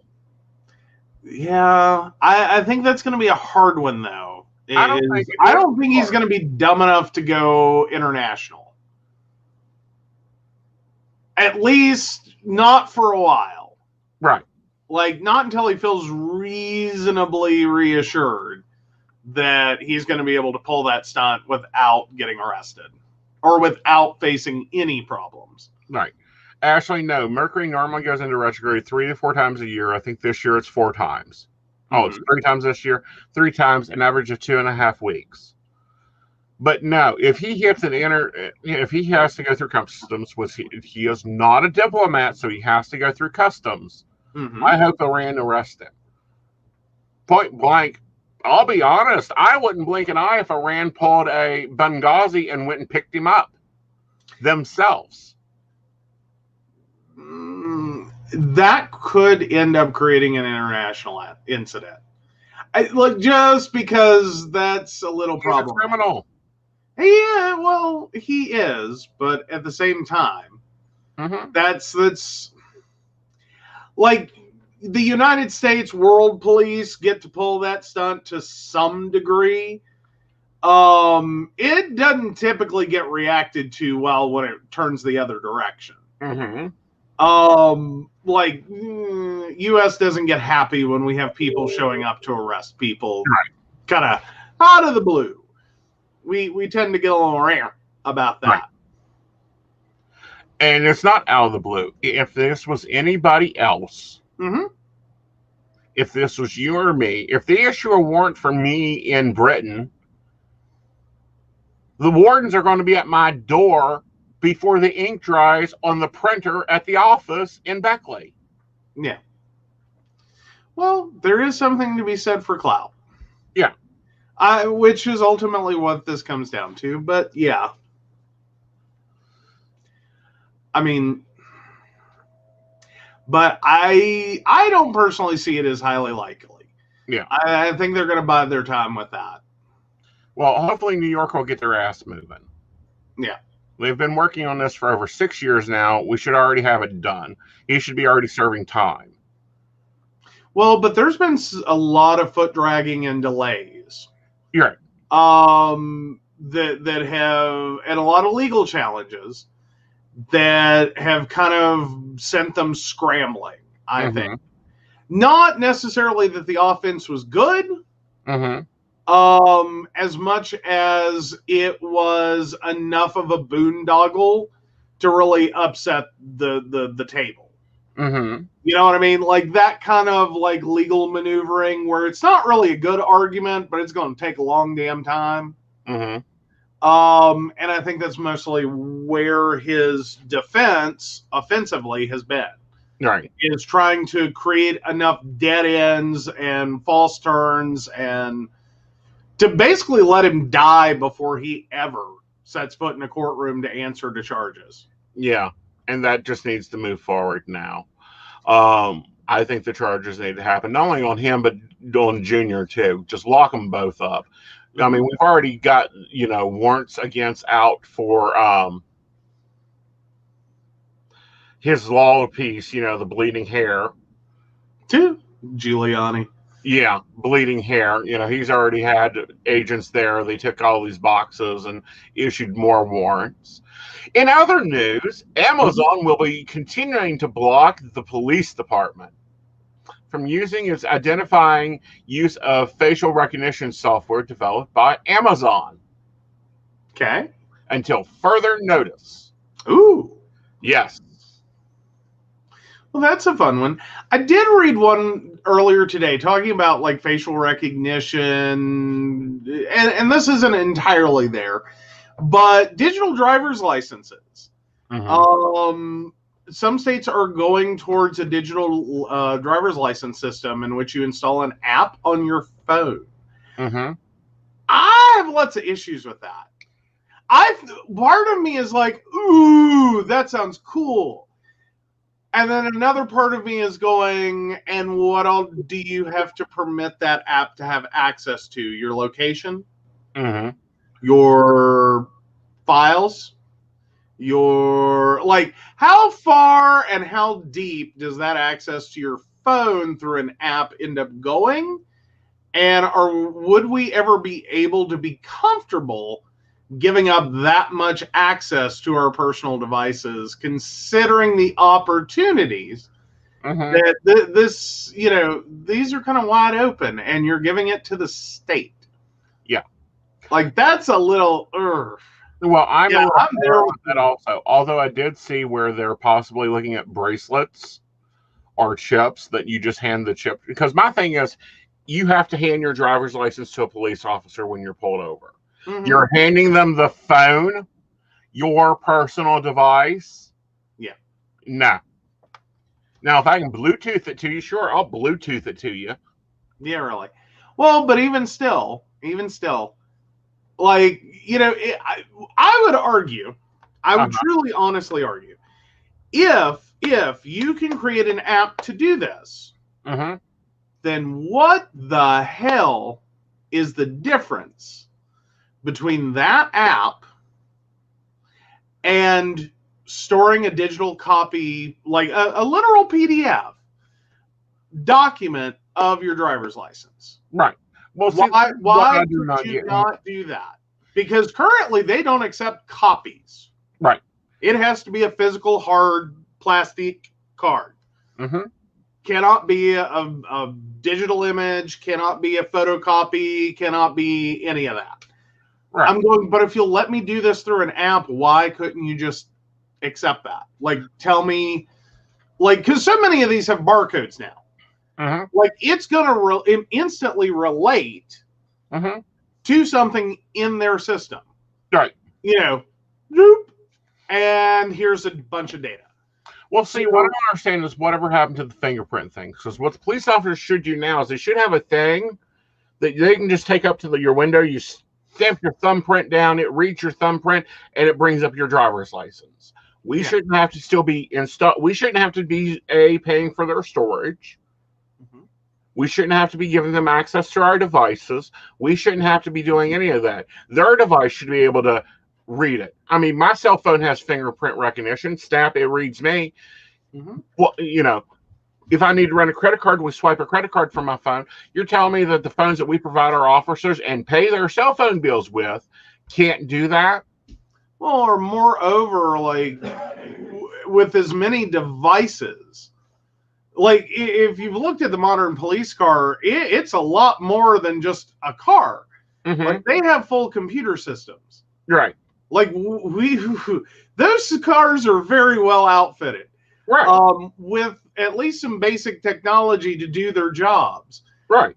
I'm a little concerned that, like, we couldn't spring for internet. Like, I could understand if it doesn't always work everywhere. Right. But we couldn't spring for internet so they could connect back and just, look this up. Like, I have had my driver's license memorized for so many years. Like, key in the number, dude. Right. You're telling me you key in that number. Problem, like I do. That problem is the problem that I run into. I don't understand why they cannot do the fingerprint. Yeah, well, I don't understand why they can't do the fingerprint. I don't even know what happened to that. They quit acting like that ever occurred. Right. But then I'm still sitting here going, I have the unique identifier. Mm-hmm. It is a unique identifying record. Mm-hmm. I have had it since 1998. Mm-hmm. You briefly deactivated it while I was out of state, and you reactivated it when I came up. Like it was no problem. You knew who I was. Mm-hmm. No shit. Like you had all my data. Yet you can't just look up the number. Right. Like you can't key that in. Why can't you key that in? Read Mary's comment. All right. So about 3 years ago, oh wow. So yeah, so 50 states DMV share with feds. Those new cards feel like cheap cardboard. And about 3 years ago, Frank came into my dreams to show me digital barcoding of DNA on U.S. passport. Biometric security is subject to the Fourth Amendment. And talking about the cars, she said it is a little data center. And yeah, fingerprint is much more accurate than facial AI. Right. But I was going to say, and I wanted to feed into the, yes, Mary, that's going to be a real thing in about 15 years. They're already beginning the imprint of that. I think that COVID itself and the data that will come out of that as vaccinated, non-vaccinated, will go onto our passports, but I also feel that we will get a barcode that has our DNA, medical structure, medical information on it. But again, I think we're looking at 15 years. Yeah. Well, I would wonder what happens in between. Because right now, that would be a hard sell. I don't think it would be a hard sell if you literally said your medical records with your health condition is going to be on your passport, and anywhere you travel in the world, they're going to be able to scan that and give you emergency customized medical sensory. I think it would go in a heartbeat. I think for some people it would. Most definitely. Yeah. I think for other people it'd be a real hard sell. I don't like that. Real hard sell. But I also think that there could be intervening events that would change all this. Right. I'm still kind of, I still can't believe that we're at where we are with vaccination, period. Not just COVID-19. Forget COVID-19 for a second. Measles, mumps, rubella, excuse me. Like all the other vaccinations you have to get throughout your life. We're still on that same stupid passport book that we got in 1980s, 1970s, 1960s. 1930s, yes. Yeah. Like, really? That's the best we can do? Like, we've moved everything else forward, but, you know, that stupid little thing? Well, here's a good one for you. I don't know if you've heard this or not, but anti-vaxxers are starting to put masks on now. Do what now? Anti-vaxxers are starting to put masks on people now. Okay. They're finally starting to put masks on. Get this, because the vaccinated people are emitting a virus that they didn't believe existed, so they got to protect themselves from the virus. Oh, holy crap. This is the dance around the fucking circle.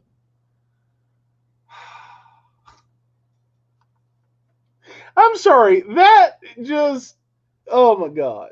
So now that you finally believe in it, you think it's effectively what I take from it is the government has given it to you now, and that you're going to get it from someone who has been vaccinated. Yeah, the vaccinated people are putting off the virus. I about died when I heard this. Oh, yeah. Passport card I already have, Mary. I have both my physical passport and the card version. We're talking about like a full-on, like, this is a one ID situation. It does everything. Which I think as a country we've been kind of moving towards slowly. Yep. Like, it's taken a lot. It's taken a lot. Right. I think that there will be a universal ID that is your passport, your identification, your government number, be that Social Security, Imperial number, whatever. Every country has one. It'll have your medical records on it, and I think it'll even have like your blood type and your DNA structure. because I think DNA structure will be connected to more illnesses than what we currently know of, especially as the cancer research continues like it is, and the Alzheimer's research.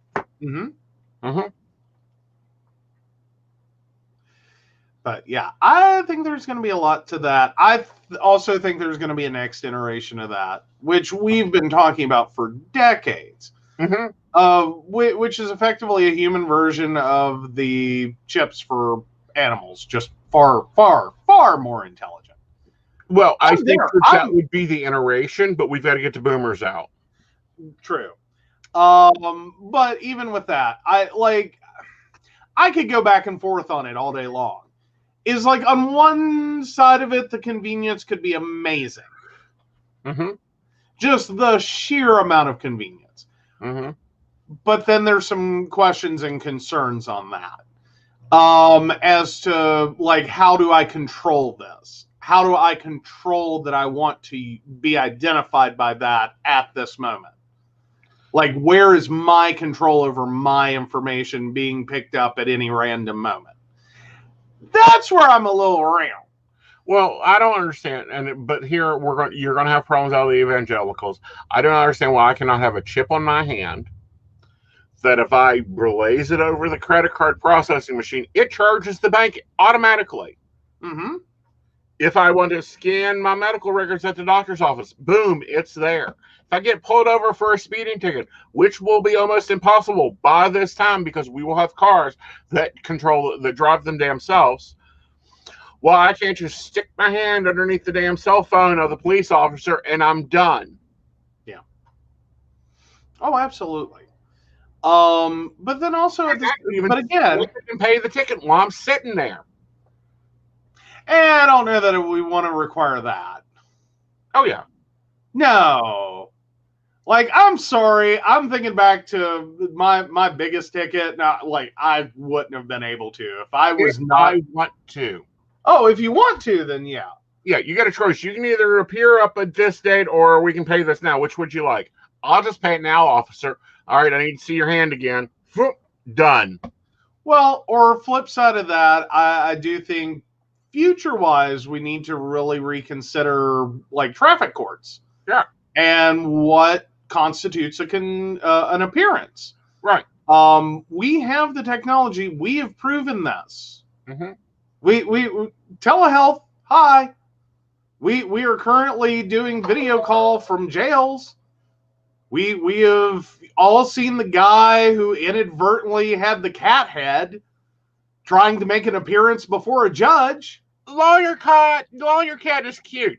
Yes, I do not think that we need to be wasting judges and courtrooms times when they can just sit there in their office and do this and be done with it. But yeah, Shannon can say she can literally hear her grandmother screaming, "Mark of the Beast." Guess what? That's why we got to get the boomers out. Sorry, boomers. Bye. We need advanced ideas and technology, not to be held out by your dogmatic ideas. Well, yeah. Like, personally, I'm there. Like, I'd really, like, you can sit, like, I'm sorry, but somewhere in 2016, I lost a fair amount of my, like, I don't know, ability to care that someone can scream something like that at me somewhere around supporting Hillary Clinton and being called a baby killer multiple times. Mm-hmm. Like, that one did a lot for me. I'm like, okay.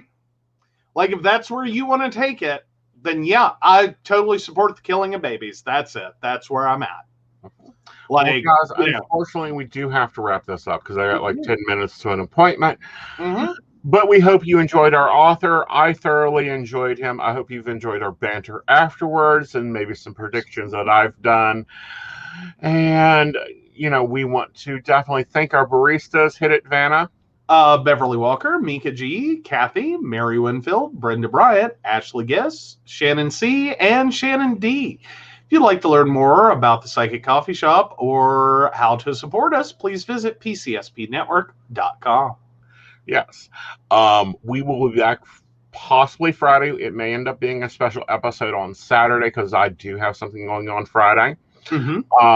Secondly, the magazine will be out here very soon. It was literally close to print on my computer when it died, and that's why I didn't scream. I was almost ready to cry. Yes. So, guys, we will be getting it out to you as soon as possible. We know that this magazine will be a thick one because it's got a lot of different authors, and I am linking in the shows in case you missed them or you want to go back and watch them and other stuff for you guys. And then we will be putting them out by the 15th of each month as long as there is no other computer issues. All right, so that's the housekeeping. We love you very much. Take care of yourselves. Wear your masks if you want to. Wash your hands. Please do not forget to wash your hands. Remember, we do have other variants, so even though you've been vaccinated, you still need to be careful and stay away from those anti-vaxxers. I suggest we put them in on island, but, you know, that's somebody else's mindset. Until then, bye, y'all.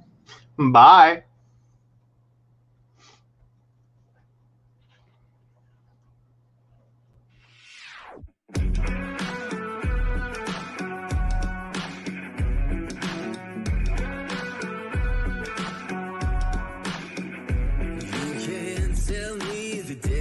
Stacked. You can whisper behind my back. You can show me how the odds are up against me all day long. But I've been through the fire and come out alive, and there's no more fear in my eyes. Oh, now I'm rising, and you can't bring me down. You can't stop me now.